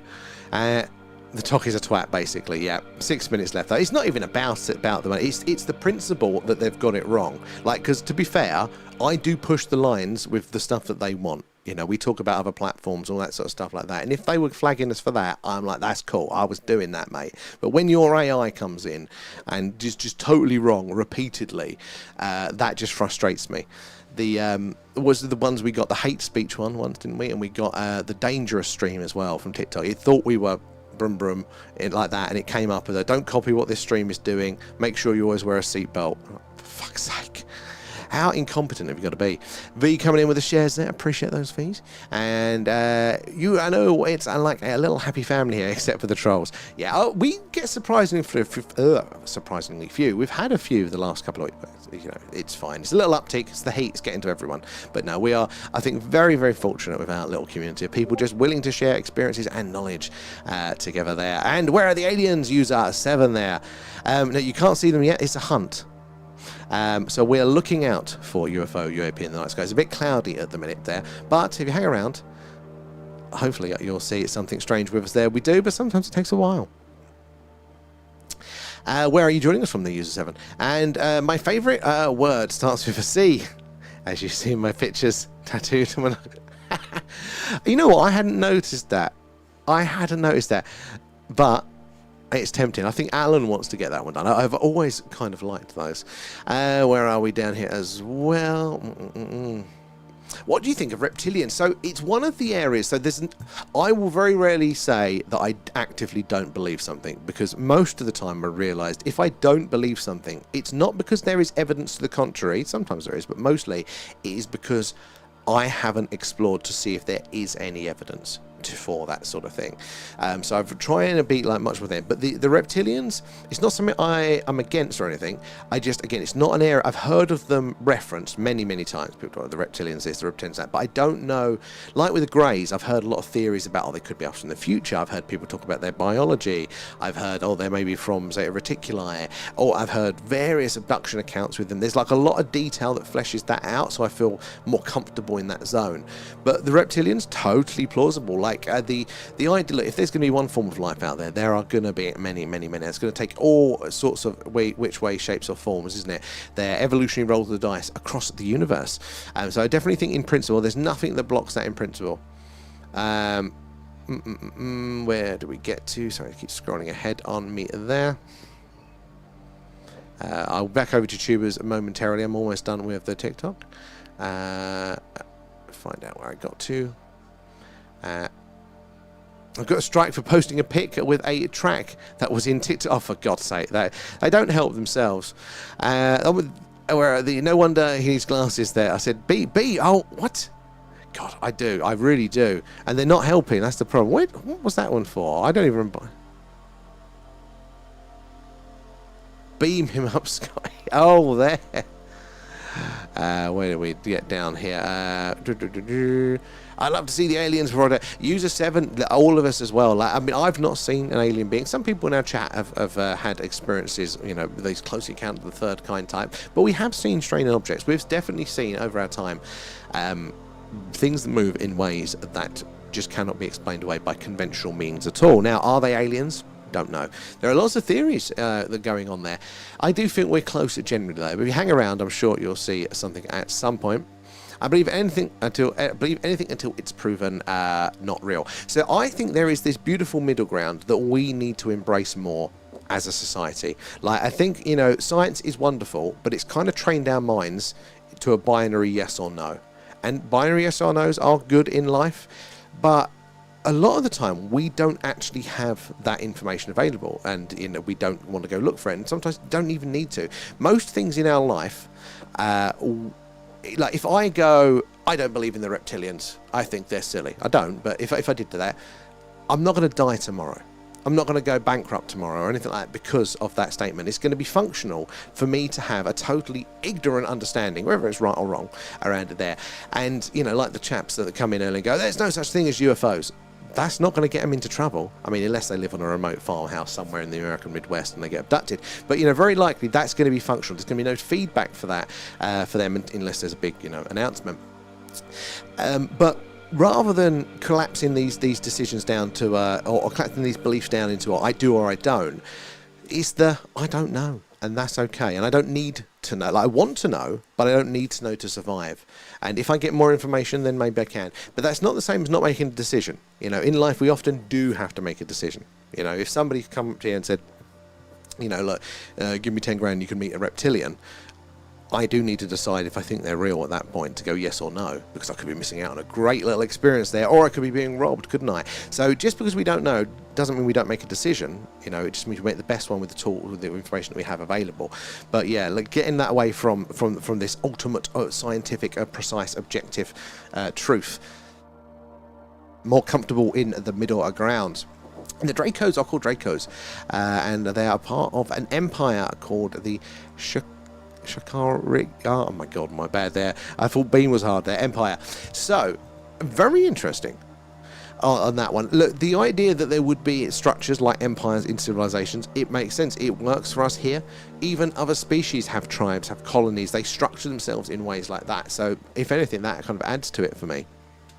I've heard it referenced a lot, but again, it's not an area that I have a lot of knowledge on or around. V coming in with shares there. Oh, it was user 7. But I do need my struggle reading it. How do you differentiate between a UFO or a star or a comet, for example? Brilliant question there, user 7. So, this is really crap tonight because of the cloud. We're on like a 1 out of 10 for our clarity. So make sure you're following and you'll get a notification when we go live on clear nights, hopefully the rest of the weekend, because we do it pretty much every night. But basically, it's by their movement. is the only way we can be sure. So we see a lot of, you may have seen it once or twice go over the stream, but we'll see these dots, move, little white dots moving across the screen in straight lines. Now, there are lots of man-made satellites up there. There are things like shooting stars as well, and they all look pretty similar. Essentially, they can only move in straight lines. Visible from our point of view down here, they're all just a straight line. So if we see that object there, rather than a little dot moving along in a straight line, if we see it stop and then go off at a right angle degree, or just hesitate or speed up, anything like that, that tells us for sure, because we don't have the technology. That's not how shooting stars work. They're obviously smashing into the planet. They don't stop and then take a different angle there. So it's that movement for us is the real conclusive eureka. We've got something there. But there is a middle ground of, technically we can't say it's 100% not man-made or something like that, but you do it long enough and you go, I've only ever seen this one once out of all of the 1,000 that I've seen in all of the different weather conditions and variations. So you kind of get the gut feeling for it there. It's a very good question. And Robert as well there, thank you for the follow. Where are you in from tonight? Oh, from Romania. Excellent. What's the UFO law? Have you got any local stories? Isn't it so great that we can be connected? This is the reason I do stay on TikTok, even though the platform itself is always trying to block us. There is because we get to meet so many people from all around the world, and then they come in, they share their accounts with the phenomena, their knowledge, their personal skills, but also like that, what the local feeling is for it as well. Because, you know, just like, you know, we get the people coming in with, you know, those stories that you just wouldn't have heard. They didn't make the news at the time. You know, they've not been shared around. They'd otherwise be lost, but we get to hear them because they come in and tell the stories. The same for like the localized ones that do get spread around the town, the village, the city, but then don't make it out of the country. You know, especially here in the UK, we get so much from the US. You know, we get so much of their media in general. Most of the UFO stuff is from the Americans. We get a bit of our own, but we don't hear a lot internationally, unless it's a really, really big standout case like Virginia or the Aerial School one or something like that. When Adam's well coming in with the shares. Lucas, thank you for the follow there as well. Oh, I haven't seen UFOs around here there, but I'm interested in the subject. We are very, very welcome in here as well. It's always been a curiosity of me, and I hadn't seen anything until we started doing the Skywatches. Obviously, this is a cloud watch at the minute with the bad weather. But yeah, I hadn't seen anything. And yeah, the longer you do it for, you do see these movements, and there's just nothing that can explain that. You know, it's not even like a technology problem, it's a physics problem for us and our equipment there. We don't have enough energy density within the fuels that we use, you know, to power the satellites and things for them to fight basically falling to Earth at 17,000 miles an hour or whatever it is. You know, that's where it gets this. When you're seeing that behavior, this outages is very, very strange as well there. Aim lasers at UFOs and they might come say, I've heard that actually does. I've heard that does actually have a really good cause and effect. Sadly, we can't. We're right next to some military bases here, so I'm paranoid. We've always got the military helicopters flying over that I'm just going to point at an Apache TAC helicopter and get blown up there. Oh, I've never seen a UFO, but been to the UK there and haven't encountered any. Hey, well, if you come to the crop circle country in Wiltshire, maybe you will, there's lots going around there. I would like to see one, though. See, I would as well. And in my head, I'd also like to see one like up close, like in front of me, the old craftland, like, you know, the day the Earth was still sort of style. But then I think I'd be absolutely terrified. I would exactly use a 7. I would like to, but we have got some other way rounds that. We built our own little dog whistle, which basically plays out ultrasonic frequencies and stuff there that apparently can summon them in and interact with them as well. So we'll be firing that one up soon. I'd like to meet an alien. I think logically I would. Emotionally, I think I'd be terrified. Right, I'm going to bounce quickly back over to the YouTubes because you guys have been patiently waiting in the chat. Where did we get to, wonderful tubers? Where are we? Where do we get to? Sorry, guys. I think we're around here. No, I'm further than that. Oh my god, how far about were we here? I think I was about here actually. Right. A video of an alien on Ilkley Moors. Oh, that was the one. That's where we got to, wasn't it there?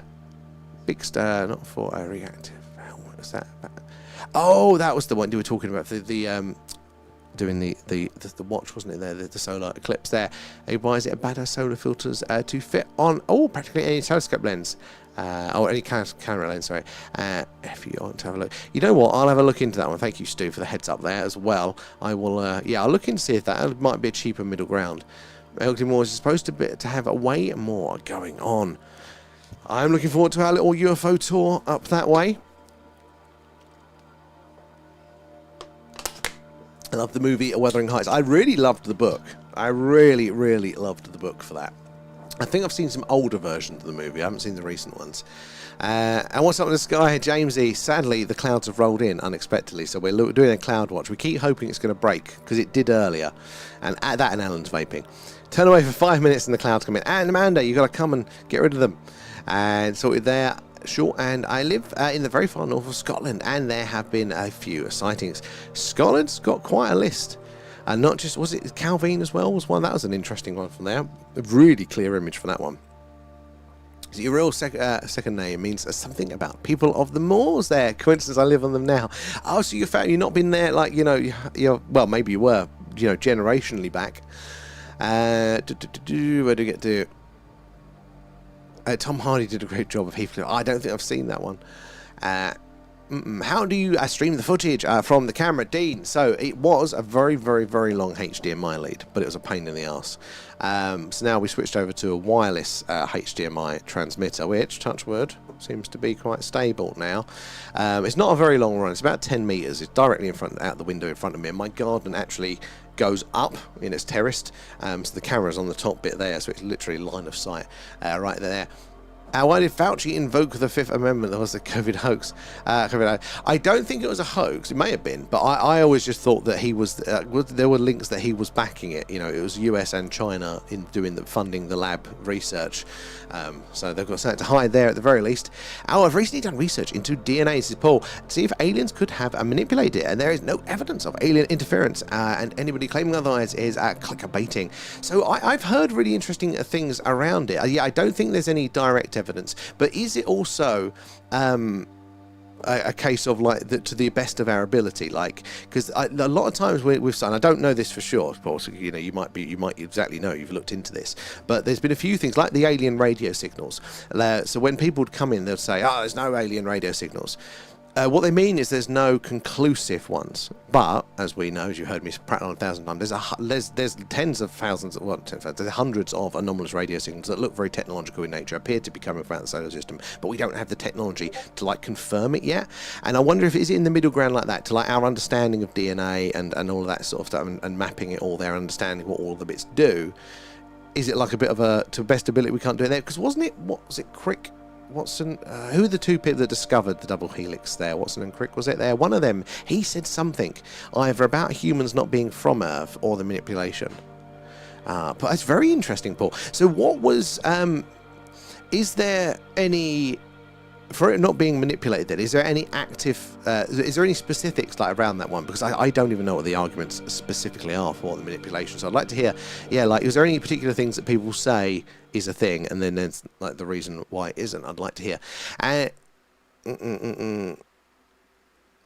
Oh yes, it was definitely a thing.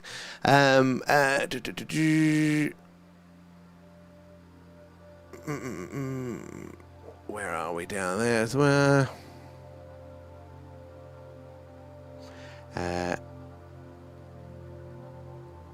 Be Nice X, and Philadelphia experiment was allegedly confirmed as a hoax in 1950, but who knows, my theory brings Skinwalker Ranch as a similar experiment.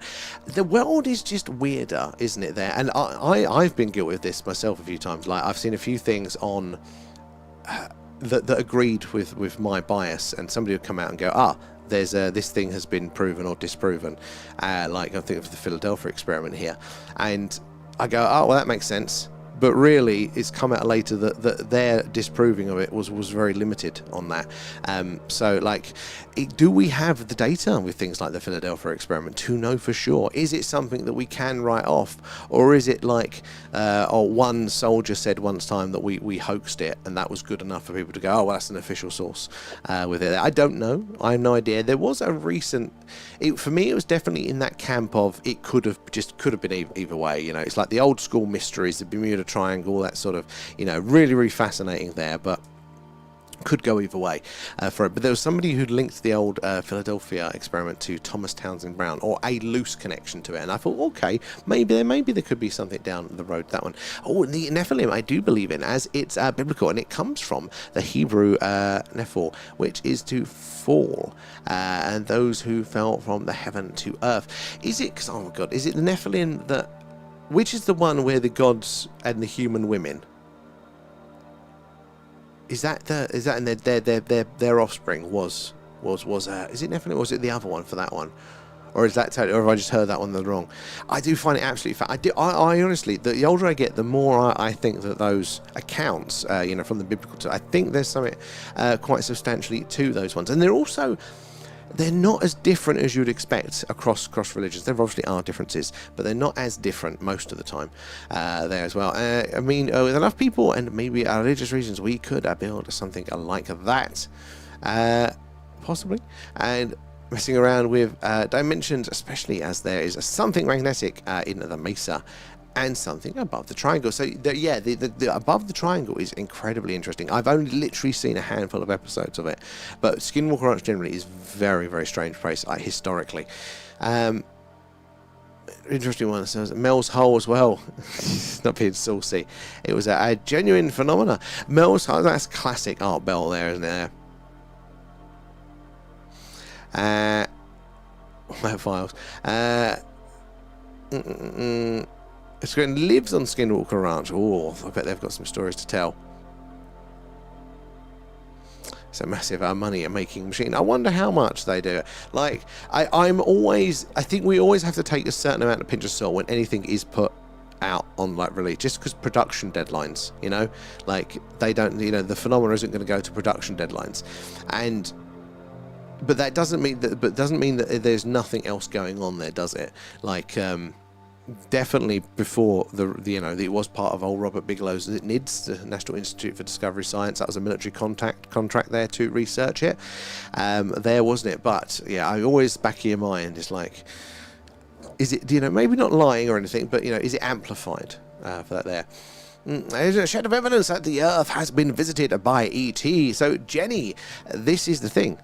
There's lots of evidence, but by evidence, do you mean conclusive at that? Because that's one type of evidence, and yeah, we don't have an agreed 100% confirmation, but we do have lots of individual pieces of evidence. We have lots of materials where credible military eyewitnesses have seen these materials being expelled from strange light movements in the sky, and they have been studied, and they have strange isotopic ratios, strange properties there. So in of itself, it doesn't conclusively prove ET, but it does there. There are plenty of credible witnesses, from various official sources now. It's not just the crazy rednecks that claim these things as well. Throughout culture, throughout history, there are all of these strange, wonderful things. There's so much evidence around this stuff. If it was a murder trial, it's been said that it would have been, a slam dunk many, many times. But he's right, it's not enough to culturally confirm it, to push that over the line yet that has been released. But there is plenty of anomalies out there. Now, by ET specifically is a really interesting one there, because ET, extraterrestrial, standing on things. Hello, darling.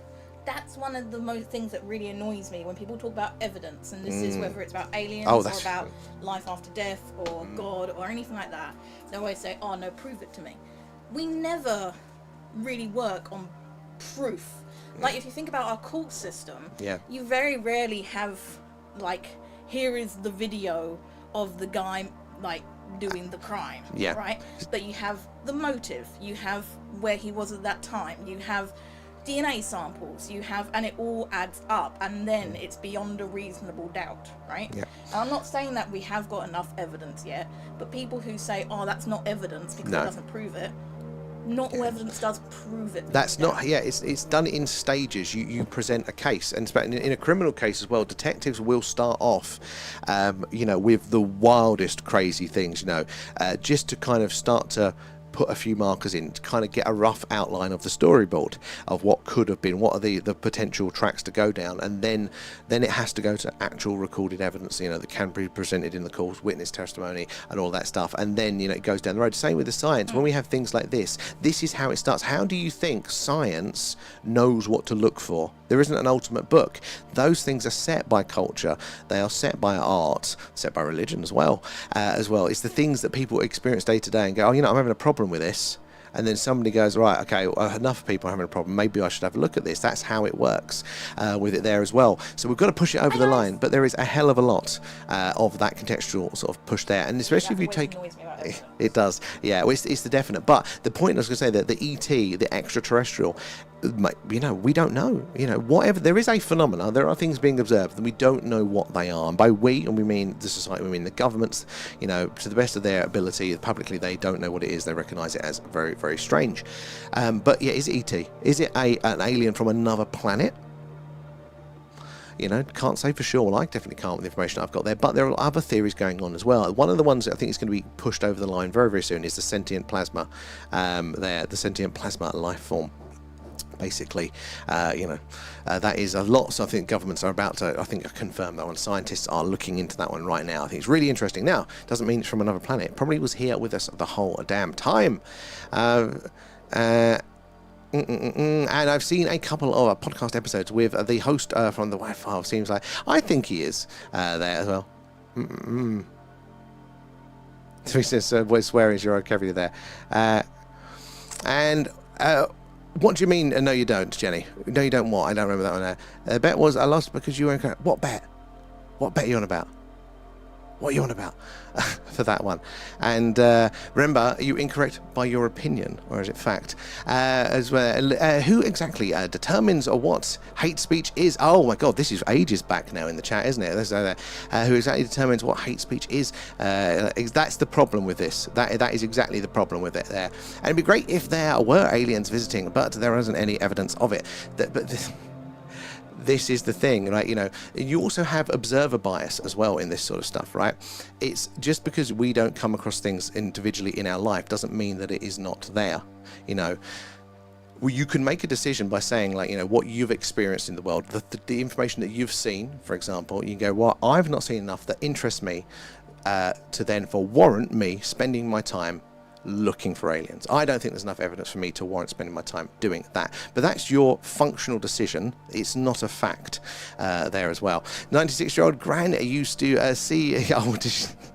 the Australians like it a lot there. Exactly there. And I've had close encounters of the third kind, and I own a dog. The third kind, I like it, very good there. And lots of video radar, higher ranking army pilots. There's more evidence there than that I've got. Actually, Sash, that's very well put. And a bit more of a question, but where do all the dead people go is the next step. If there is a next step, what are the aliens be just a fall? So that's a whole other question around all of that sort of stuff. Various religions and spiritual organizations sort of think they have a theory. Even mainstream science is now looking into the consciousness phenomena, and it's really funny because you're looking at these, Nobel Prize winning scientists coming out with language that sounds incredibly spiritual. They're coming to these conclusions that consciousness isn't necessarily localized. It could be you're connecting into something. It's crazy. It's the early days. They're not locking it in yet, but it's funny that it's going down those directions there, and we go nowhere, and it ends like it begins. Never here, never there. That's one possibility. There's no evidence of a god either there. Well, you say that though, but science says give us one miracle, the Big Bang, and then we'll give you the universe. They still need that one miracle to figure it out. I said I'm not religious myself there, but see, this is the thing. You probably all think you know what I believe, but you don't know what I believe. I'm very good at pointing out the flaws in arguments rather than what is actually the correct ones. The next step is we're a worm food. Possibly, that's a lot of people believe that as well. But I think time is going to be the way we experience time is again, it's a product of our evolution, right? There is more and more scientific papers now looking at retrocausality. I mean, there are things called not time-light curves, light cones, that's it, which is basically you have a sphere of influence around you in the universe, and if something is outside of that, then time, even as we experience it forward in time, isn't linear. The order of things doesn't matter in the same way, which is not what you think, is it? So I think, our experience of these things just we might be trying to solve the problem in the wrong way. We might be looking at it from the wrong angle there. And yeah, exactly. There is no irrefutable evidence yet. But this is the thing as well, is that would we realistically have evidence, like a lot of evidence, if it was there? Because this is what kind of blows my mind, is that we often hear, again with the alien radio signals, is there's where are all the signs, where are all the signals coming from ET? Well, first of all, there are a lot of anomalous signals that we cannot categorize as as satellites or Earth-based signals. They look like technological signals coming from off planet, but our technology isn't there to confirm it. We don't have eyes on the skies all the time. We don't have eyes on our close solar system. There's often comets, meteors passing very, very close by, go phew, and NASA goes, fuck, that was close, and they know literally as it's passing by. We don't know what's coming in and out of our own atmosphere as well. Like that, we have had some probes coming in very recently, re-entering on strange orbits there, and we don't know where they've come in at all. So would we even know for sure? Look at how long it's taken to get evidence of Earth lights. This is a brilliant one. It's literally on the cusp now of this mainstream acceptance, but it's only since we've got those satellites doing so much coverage of the Earth, we've dealt with videos going down now, footage or live feeds basically, that they've managed to capture regularly enough to prove it, that if there's an earthquake in an area beforehand, a lot of the time, if it's the right sort of ground, you will get these lights, these glowing in the skies, probably plasma again, or just electrical charges in the night sky. And people have reported that for hundreds of years, probably thousands of years, you're going back, for various cultures. And science has gone, no, there's no evidence for it. There's nothing to it. There's no evidence for it. There's nothing to it. So they never tested. They never went out. They never measured with it there. And even if it's the NSGS, the National, the US Geological Society, whatever it is, they still say on the website that there's nothing to it, but it has now been proven there, because we have now got that level of data where we did start to get the coverage where we could see, oh, actually, now we are looking, it is there.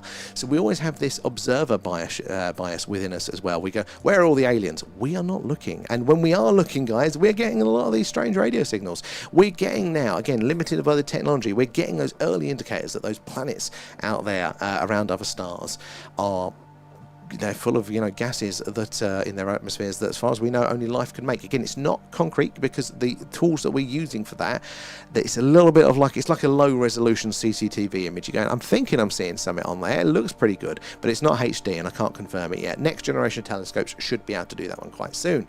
But this is the thing, you start to go, wait a minute, look, there's a lot of contextual stuff here. This is worth further investigation with it as well.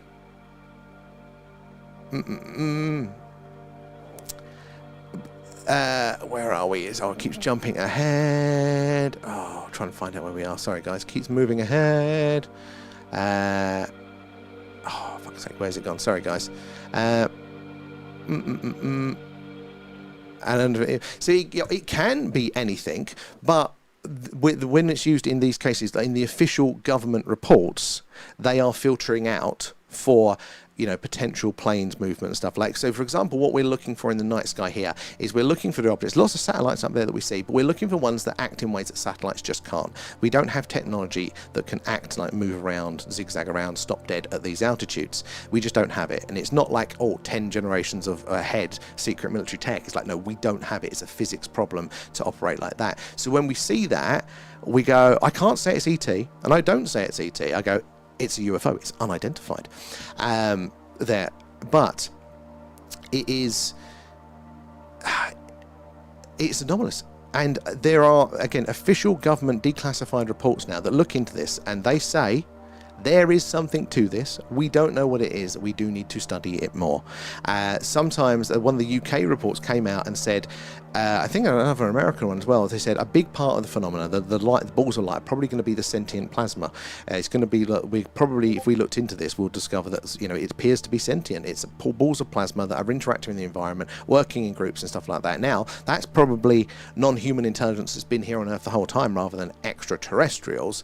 But what we're saying is that there are the possibilities. There are enough gaps in our measurement that that could be the case. And there are lots of reports here to mash those things up there and say it's worthwhile to look for them there, including CRISPR bags. No, because you can identify that by its movement and things like that. You're free to watch and disclose today. What do you think there, Marcus? Chris Bag there, they'll be too small for a radar for those ones are there. But there's lots of things in our atmosphere. They call them uncorrelated targets there. We track them all the time. Thousands of the objects there. In fact, Space Force track them, and then they don't tell anybody of what the list. But there's thousands of them up there. We don't know what they are, where they've come from. Most likely just junk and detritus. But it only takes one, doesn't it, there? But there's lots of contextual things there. A bag blowing in the night sky. But why would you like default to that? Like, I mean, you can get on with your dad and that'd be fine for you there. But also, it's lazy. It's lazy. That isn't you. You're not actually going and measuring a bag blowing around. You're not giving us a specific case here. You're generalizing, which is, it doesn't serve any purpose. And it's just fine for you in your day-to-day life for that. But it's also not true. You know, you're not taking individual cases and going, oh, this one for this reason, or for which flavour exactly. And re-DNA there, the aliens, I've structured it as a book chapter there. Unfortunately, I won't fit in the chats there. Bloody YouTube. Oh, damn. I'd like to read that one, Paul. I'll have to figure out somehow how to get that one. That'd be really interesting, because it's one of those things that you hear a lot come up, like, is there clues that could have been meddling to it? Oddly, yeah. But again, I don't know a lot of the details around it there. And a camera would tell us it's a spring onion easily. Exactly. Cheese and onion. But what colour is the pack? And wait till we catch up with the chat. Exactly. I'll eventually get around there. Also a balloon, a default duck, and maybe even a dragon. But yeah, you're right there. I mean, balloons do come up as targets on radar, and they do shoot them down there as well. But you can do a lot of things. Now there is a wide category in these observations that you can filter out. I think it's 95%. It's quite a high amount, you know, like most people, because you've got human interpretation on top of all this as well. You know, definitely like when Starlink was new as well. Nobody had seen satellites released in a line like that. That looked bloody strange. So a lot of people went, oh, it's a UFO. Right, and to them as individually as it was there, but as soon as it got raised up, people were able to filter it out. But you look at the official government reports, it turns out that you would think, wouldn't you, if there was more data around it, you'd be able to disprove more of these ones. But it's not the truth. It's actually the reverse. It's the official it's the Australian Ministry of Defence document. It was saying that the more data that there was for a case, the less likely they were able to disprove it there. You know, no options of what it could be, even with the more data.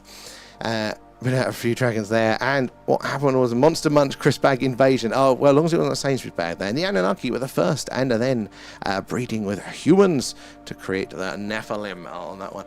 I mean, I think it's all pointing in a similar direction. Robert Bigelow, the Mao Gigolo, I haven't seen that movie. Might have been the Space Invaders. Oh, Nephilim bred with daughters of Earth, and so it's the Nephilim that bred the daughters. Book of Job explains, and it further, but it got cut off in the Bible there. The Anunnaki are completely different, and when weren't giants and were Sumerian law there. Didn't they talk? Oh, yeah. It's interesting. I'm a patterns guy, and I'm picking up on the patterns. I like it. Thank you, Paul, for that one. It's very, very interesting. And if it isn't conclusive, then it isn't. No, that's not true. There is circumstantial evidence. There are also, it is evidence. What you are meaning, and you're not communicating well, is that for you want 100% conclusive evidence. At which point, you won't get any argument from me. We would agree. Because I haven't seen 100% conclusive evidence myself that extraterrestrials are visiting us here on Earth. I've seen a lot of interesting things which point me to think that it is worth looking at. It's worth spending my evening in a green room with a camera out to the night sky there. And that's my choice. It's not for everybody. But, yeah, no, you're right. Like, I would totally agree with that for conclusive evidence, right? But the other stuff doesn't have no value at all. that is how you get to the other point there. The Beast Space Raiders there. So provide the evidence. You'll say, yeah, exactly. Conclusive evidence. Pick an individual case. Okay. So let's go. So like here, presidential advisor Harold Malmgren came out towards the end of his life, a very reputable man. Responsible for calming down the Cuban Missile Crisis, long history in the US government there, served under 4 presidents, just insanely respectable chap, and he came out and said, yep, there was something to this one, I touched wreckage from a craft, and I witnessed UFO stuff going on there. What would you say? Would you go, oh, he was lying? Or he was wrong? What was that? Because, he's a very credible chap there, probably stopped us all from dying in a nuclear fucking holocaust for it. Spicy there. Looks very convincing of being a true video footage that even shows reflection of the craft on the plane flying. But what was that one? I don't think I saw the first part of that, T. Oh, no. Yeah, no, I can't see the first part of that one. But there are some very interesting accounts out there. Again, it's not enough I see some interesting videos and I go, you know what, I don't know what they take the US drone stuff that we're seeing now at the minute. Now, they hide a lot of that secondary data.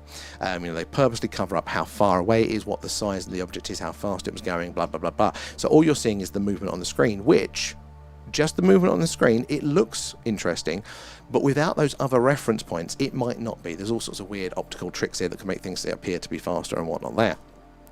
So I think it's fair enough to say that. But I would also hope that the US government, unless they're doing it on purpose, you have to keep a percentage aside for that they're putting these things out there because the other numbers add up to anomalous. The professionals that are using the equipment, not there can't be professional error, would go, this is strange for what we're seeing. We can't show you it, but we can tell you that it is above average and it is in that zone. There's the transmedium movement there released from the US drone stuff. These objects flying around a submarine and then looking like they're going then into the water. Around multiple of these, and released from the US government from a drone. Very interesting. Exactly. Okay, there. Where are we down here? But look, we're going to go around in circles on that one, Jenny. So look, I will agree. Conclusive evidence. I have not seen it, but doesn't mean there isn't out there. But for us as individuals, that's fine. But if you're not going to be able to at least understand how evidence works, most murder trials are not convicted because there is a video of somebody going with a knife, is there? It's not. It's he's on video walking down that street at that sort of time. That's circumstantial. It all contributes towards the case that you build around it, which is exactly what's going on here. A big believer in a life after death there. I read a lot of the near-death studies. So Leanne is really, really interested in that as well. The UFO mural in Warminster. Brando, it is good. I'm glad that the town is celebrating it in some way, shape or form. Where are we down there? No, see, Jenny, that's where you're wrong. If it is inclusive, it isn't evidence. That is an incorrect statement. There are many shades of evidence. Our judicial system would collapse. So, respectfully, it's fine for you not to believe, but we actually agree on that top level point here. But if you can't, then this isn't for you, love. That is sadly, I think, just the point there. If you can't even admit that that there is different shades of evidence and that's how it works, we're just going to go around in circles. I love a different debate. I love other angles and all of this sort of stuff, but we are circling around the houses here because you're denying how evidence works. Where did it go through in the chat? Have been abducted as well. I get this pronunciation wrong. The Penrich incident is an interesting one to watch. It is, yeah. I can't pronounce it there, but it is. Hopefully, we'll add that to our UFO tour as well. Spicy Space Invaders, well, that one there. The UFOs could be anything, is what I'm saying. That's why they are UFOs. But no, they can't be anything. Right, I like being charitable on that one. It is a broad subject. That's the point, and we're curious to see what they are. That's it. There are many plausible possibilities that don't break the structure of reality that are on the table until we can prove or disprove them there. But there are things that they cannot be.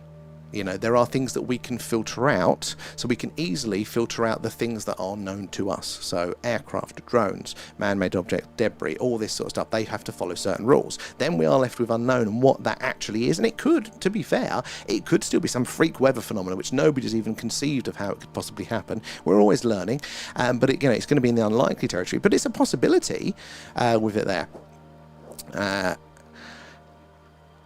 Scampi fries too there as well. Not good as they used to be there. UFOs are well known to hide in a brown crappy smoke. I've heard that one. Could it be an elephant? Well, it can be anything. Pigs can fly then. Birds can fly thousands of miles an hour there. A few people know this. I didn't know that one. I have no idea really. This is the thing, you know, like flies flying around there. There are so many variables to all of these things. I mean, you know, you need to push these things over the line. You need people that know all of their shit. You know, they need to be studying this. They need to be doing the boring science, pushing that measurement bit by bit by bit by bit by bit there to collapse that to a known. What our job here isn't to do that. That's the job of science. We are here to make the case. To present the case, so they pick it up. But you've also, again, it's bias, again, not just with observation, but with funding. Do you know how much money the governments around the world put to SETI? You know, the searching for extraterrestrial, not just you visiting us here, but generally life out there, which is, mainstream science believes life is abundant out there. You know, that is that we're just waiting to confirm it, but the mainstream astrobiologists think life is absolutely abundant out there. It's just a numbers game. You know, it's complex life and all that stuff too. But how much money do they put to searching for that? Sod all. You know, so no wonder you don't get any scientists finding anything if you're not giving them money to look for that sort of stuff. You know, so it's not a fair test. You know, it's not just because there isn't that volume of evidence at the second there. Well, the people that have to do that aren't doing their bit for it there. So it's not a like for like. Aliens knocking at your door there, Tom. Well, say hello for us. Send them this way. Reading the interview of the Apollo astronauts, where Michael Collins nudges Neil Armstrong in a very uneasy tension. Summit's going on up there. Very self for just coming back from the moon. Exactly.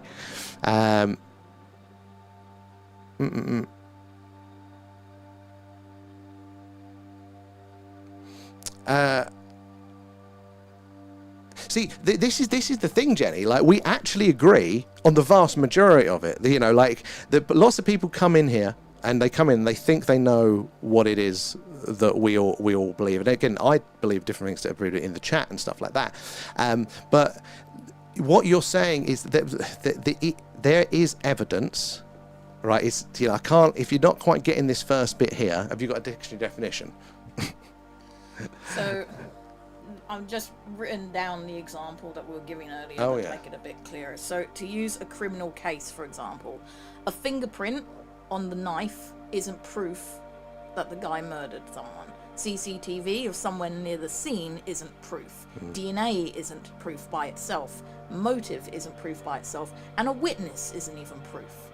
But all those things are still evidence, and a jury then looks at all the evidence together and decides whether the case has been proved beyond a reasonable doubt. Yeah.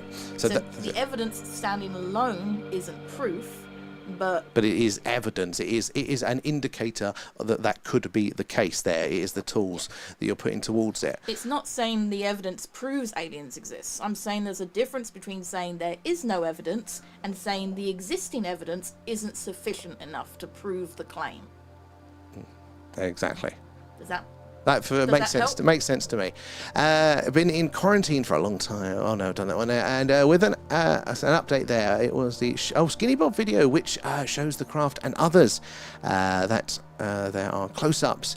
Too good for the 1960s. So that was one thing that I was looking at, and it was one thing about those videos. I can't where I stand on them at the minute, but the fact that they were in an aircraft with the doors open, a 1940s or whatever, 50s, 60s aircraft, whatever it was, and they didn't have flight jackets on.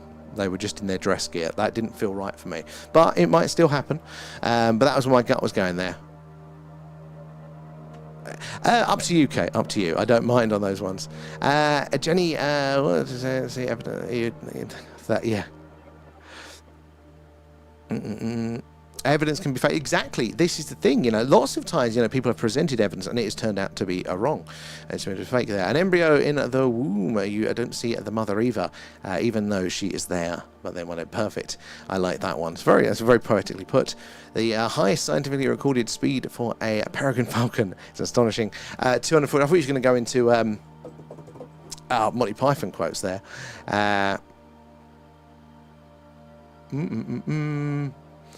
Where are we? Down there's a... Yeah, it's going in circles at those points for that now. Thank you, well said. I'll let Leanne know that one. I'll catch you later, Amanda. We're not going to be on for much longer than wife a teacher. She used to be. Very briefly. Right, quickly catch up with you guys over on the TikTok, because we've been ignoring you, trying to establish what evidence is. Where are we? Been over on the YouTube chat. Where did we get to? We're going to catch up with you guys, and we'll probably wind up for tonight because it's cloudy anyway. But I'm surprised we've managed to keep it entertaining for a while. Where are we? Down in the chat. I would probably have been much more fun with that one if I hadn't have had no sleep. M to the C, how are you doing there? It's a creator, V as well for that one. And was it bread of disco do harvest humans? Unfortunately, a breed of Draco. Why the hell? I was thinking of crisps there, X. Look, there's a plausibility to that for me. Exactly, Vita, loads of evidence there. I can imagine you guys weren't being able to get your say, so you're probably fuming. And Sherry as well, how are you doing? Sorry it's so late there. Excuse me. Yeah, I think we might need a different policy if it is going round in circles, because then it stops other people from getting says in and stuff like that. There'll have to be a line of doing our best. Ain't we supposed to have a comic come close? 2nd of August. I don't know, maybe, Lethal. I'm just waiting for Apophis. That's the only one that's occupying space in my head. It's not for a couple of years yet. I think it's... the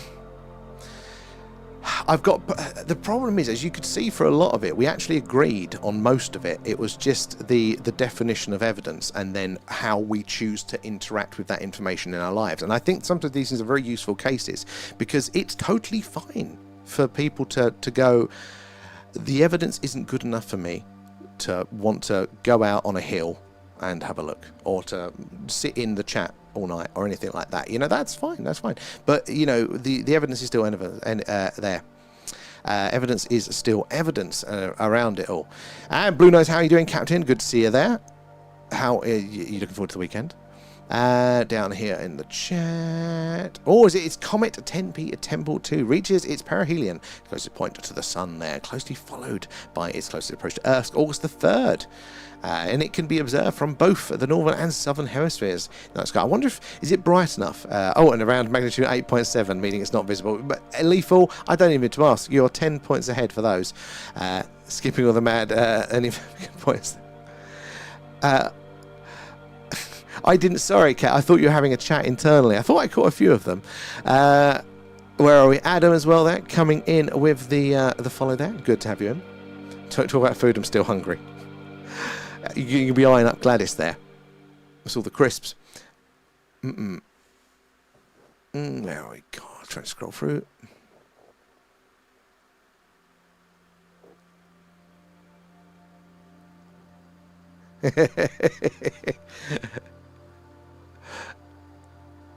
I wasn't given a row. Laura Lass, how are you there? Good to see you there. Just eating a chocolate there, Adam. Oh, rubbing that in. I had treats during the movie club though earlier, so I can't complain too much. Thank you, V. If I can't decide on Monster Munch, I'll have to order knickknacks. I haven't had knickknacks in years. It's amazing at the end of the streams we end up with either spider chat or food chat, don't we? Scammy fries. Bravo there. Was it numbers game? Really? Yeah, it's a numbers game. Yeah, most things are. Sometimes those numbers aren't in your favour there, but statistically, yes, and it's a statistics game, isn't it? So the majority, okay, we're not seeing sod all tonight there, but what we have to remember is even when we're seeing those objects moving across the night sky, most of them are going to be man-made satellites. Again, there's just so many of them up there, it's a numbers game. We are just going to see those, but not necessarily each individual one is. So the easiest way for us to tell that it's anomalous is by that movement, is by that strange behaviour, because they can't behave like that at those sort of altitude technically it's in space. But it doesn't mean, even without it, that it is going to be a satellite, definitely, because these objects, well, technically, I should say man-made satellite here, because anything in orbit is a satellite. But what we're saying is these things also were observed, nowhere near the amount of them, but they were still observed in the night sky and recorded there before man had stuff up there in space. So there were things moving that looked like to us like our modern satellites flying around up there. But telling them apart is incredibly difficult there. And exactly, where are we down the line here? I think anyone would be able to ignore this phenomena anymore. Oh, never underestimate people. Most people take cues from the herd, and that's not as bad as it sounds. It's a useful tool. Again, it's brain-saving calorie. If the group is doing something, it's probably safe. I'm not going to die immediately. So they take those. We all take external cues, but some people more than others with those things, and they get their view of the world, their safety, because this is how the world works. And I think we were seeing that a little bit in this case example, because that was very rigidly holding to evidence there. Because if we crack that nut and say, actually, evidence isn't this 100% thing that, a child might think it is, they go, oh, evidence, actually evidence is more varied than that. There's a lot of grey area around it, and a lot of convictions for very serious crimes do get overturned, and there's a very big one in the news, isn't there, at the minute, that is probably looking like that way as well. So evidence doesn't mean it's already sorted for you and you've got no responsibility to check it out. And I think when you start to question that with some people, that's scary, because if evidence isn't locked dead, then is there a chance that then if I had to go to court for something, that then I was innocent? Is there a chance they'd make the wrong decision there? Is there a chance that the authorities might have a bad day or be incompetent and, stitch me up for something? That it opens this whole Pandora's box of the world is scary. So it's surprising, what it can touch on for people there. Thingy CSI, exactly. There. I do need it, V. A few minutes.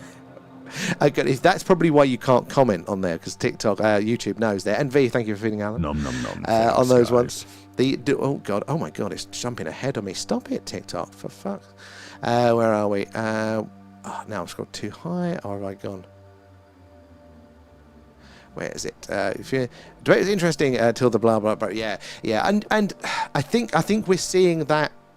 A literal broken around is a really good description of that, because it's skipping back to that row does not compute, because it would have to mean other things in the structure of the world to be true, and that is an area that a lot of people don't want to open up sometimes. And that's not an insult, especially to Jenny or anything like that, because we all have our areas with these sorts of things. It's frustrating when it's going through in the chat and stuff like that, but it's a big thing. It's one of these things that we're just not taught about, is it? I think it scares people. Bang on, Loris. It does, because it's that chip in the armour there. Well, if that isn't that, then do our courts get these things wrong? Then do our police get these things wrong? Do our governments get these things wrong? Do our doctors get these things wrong? It opens up this whole massive kettle of fish. If you've got the very, the day-to-day, the normal worldview with these things, that's a very scary thing. The downside is that for a lot of people, that view gets shattered by reality at some point in their life. Like my dad, he's had ghostly experiences, but because he's scared of it there, he still says it isn't real. Yeah, and I understand that as well. I really do. I don't think it's. I think it has its problems, obviously, with coming up like that. You can only ignore reality for so long, can't you? It has a habit of biting you. But I understand it, and I do it in different ways as well. But it's one of those things that we always have to kind of check in with ourselves there. Monster Munch 101. I can't find the Flaming Hot Monster Munch. They still do that one. Food fee. M to the C, loving these stickers, and X there as well. Tubes of ball sack there. I like the tubes. Where do we get to quickly? Finishing off over on the tubes.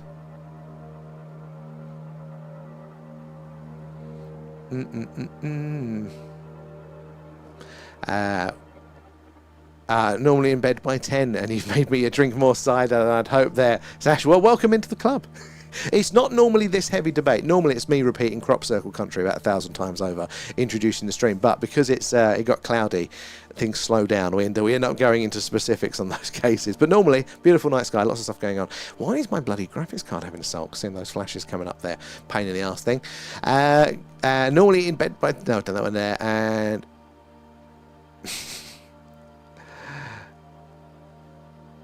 it's a sleepy teacher. Jenny got voted off. You're out. No, we don't ban people for disagreeing, but we do ban people for repeating the same thing over and over again. If it's there, and normally it's a cool down as well. It's never normally an outright ban.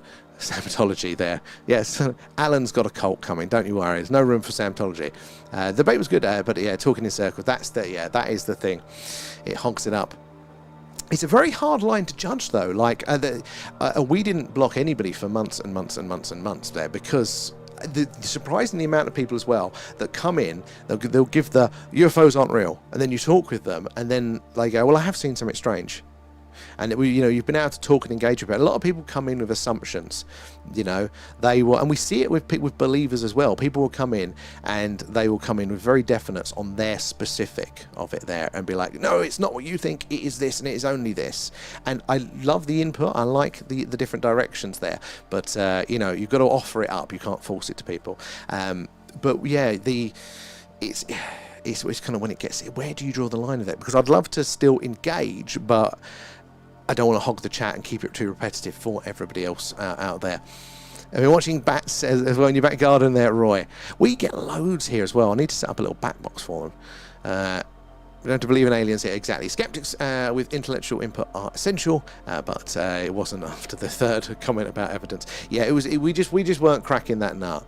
I don't think that. And again, maybe we shouldn't. Maybe we can't, force. I mean, I do think we were dictionary correct, at least on what evidence is there as well. But maybe it's not our place to shatter that for people there. So maybe it's best for the both to separate. But God, it's a really hard decision to make there. I really don't want to be blocking people, even if they're rude.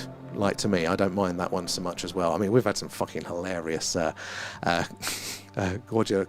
I'll lose my words. I'm tired now. So very good one-liners about my appearance. Same thing. Reading about if atoms are circular, but no, they are not. Many shapes, but often represented as a circle. You know what? I didn't know that one, Shaw, at all. I did not know. And that's kind of blown my mind. I don't know why, but it has, especially because I saw we've seen it there. And I'm going to call you Loch Lomond now. Loch, believe in aliens. Yeah. Again, believe. And that is a fine tool to use in this situation. We are saying that, given the evidence and the anecdotal evidence, the stories, given everything that I have consumed, that it makes a interesting case for me that I think more likely than not it is out there. That's all we're saying there. And it really shouldn't affect other people too much, should it? That as well, The unknown or the invisible has always been fascinating throughout eons. Oh, God, it really, really has. And it's seeing people's different cultural takes on all of these things, sometimes the same phenomena as well. Like how are they approaching the problem? Have they got a little bit more right than you? Have you got a bit right and have they got a bit right? Trying to slowly chip away. It's the blind men feeling the evidence. The evidence, it's in my head now, the elephant there, one's on the trunk going, oh, it's a long snake-like creature, one's on the leg going, it's almost like a tree trunk. All describing the same thing from a different perspective. And Rona there, I don't believe in aliens and UFOs there. Kill it. Kill what? They're bang, it's fine. You don't have to. Well, I mean, the UFOs is a bit difficult because all it is the unidentified category, so you might have to specify that out as I think it all probably could be identified, but the government pretends it can't because they like it as a cover story, if we're trying to think of a way around for that one. But it's totally fine, and it's still a welcome in here for it as well. And where are we there? We also don't have to believe in gravity. It just exists, exactly. But what is it? What is gravity? That's a whole different tangent. And I mind there. I like to swing the bat for the community there. You're welcome to. That's why it's down to your decision. We'll leave that fully in charge of you guys there. It's also the timeout button here. So, yeah, I'm going to wind it up here as well there. Oh, what's that for, Rona? Why? As in, what? Why for... why for the UFO part of it there? The category of unidentified is widely accepted by governments, militaries, and all that sort of stuff. There, you know, there's got to be the ground where we see things that we can't label, even if it's not aliens. You know, that has to exist. But to say that you don't think there's extraterrestrials, that you don't think they're visiting us, that's fine. That's totally fine. Where are we down there? They're just hoping I should come up with something, as I like to think a lot, and I like to hear all other people's opinions, and I get it after they have a window reset in the brain there, just start repeating. Oh, yeah, we've all been there, haven't we? So I totally get it, and we surprisingly were successful in talking and engaging with people for so long. I've got to admit, the last couple of months, guys, I was saying this to the mods the other day, I've not been handling some things as well because the heat. I'm just absolutely shattered. So hopefully I'll be back more on a game. Maybe we can be a bit of a softer touch with those sorts of ones in future and engage in a better way there. We'll get back there. It's cooling down now, isn't it there? Maybe in less than 10 years we'll have a relationship. I feel that could be possible. I don't know to what degree, but I really do think things are changing there. I've not been on film, okay, but I appreciate it there. Off to film some ready sorted UFOs there. I love that. That's got to become a new meme for us there. If you were to come across alien life in the real time, or what you mean, maybe we've got the camera, the UFO lands, the door opens, Alan walks out like that. If it was like full on, totally unambiguous there, what could we do? I mean, we'd post it, people would see it, but they'd all say it's AI, wouldn't they? Night night to you TikTokers as well. Oh, is this? You're a bit late. No, sorry, we're just coming off now, man, but good to see you. We'll be on tomorrow night there. Catch you all later there. 10 years, you'll be in the full kill. You'll be doing the, the meeting and greeting. Yeah, there's something up with the graphics card. I'm going to have to go hit it with a stick, I think, in a minute, because it's flashing. I'm going to have to investigate that one. It's done it occasionally before. I catch it out of the corner of my eye, but tonight it does seem to be extra spicy, so sorry about that one. We'll do a bit of a reset and see if that sorts it out. Salt and vinegar, it'd be quids in. I would actually. I've got no crisps in the house. I'm bloody frustrated. Anyway, guys, thank you all for joining us as always. Be on tomorrow night. Make sure you're following, subscribed, wherever you are, and hopefully a Skywatch if the weather's clear. And we'll catch you all then. It might be the change of the temperature. I think it's been messing me up a bit there, Carl. Hopefully, if it changes down, I'll be a bit more settled. There's the flash again. Give you a new one there. I can't afford to. Anyway, catch you later, guys. Bye bye.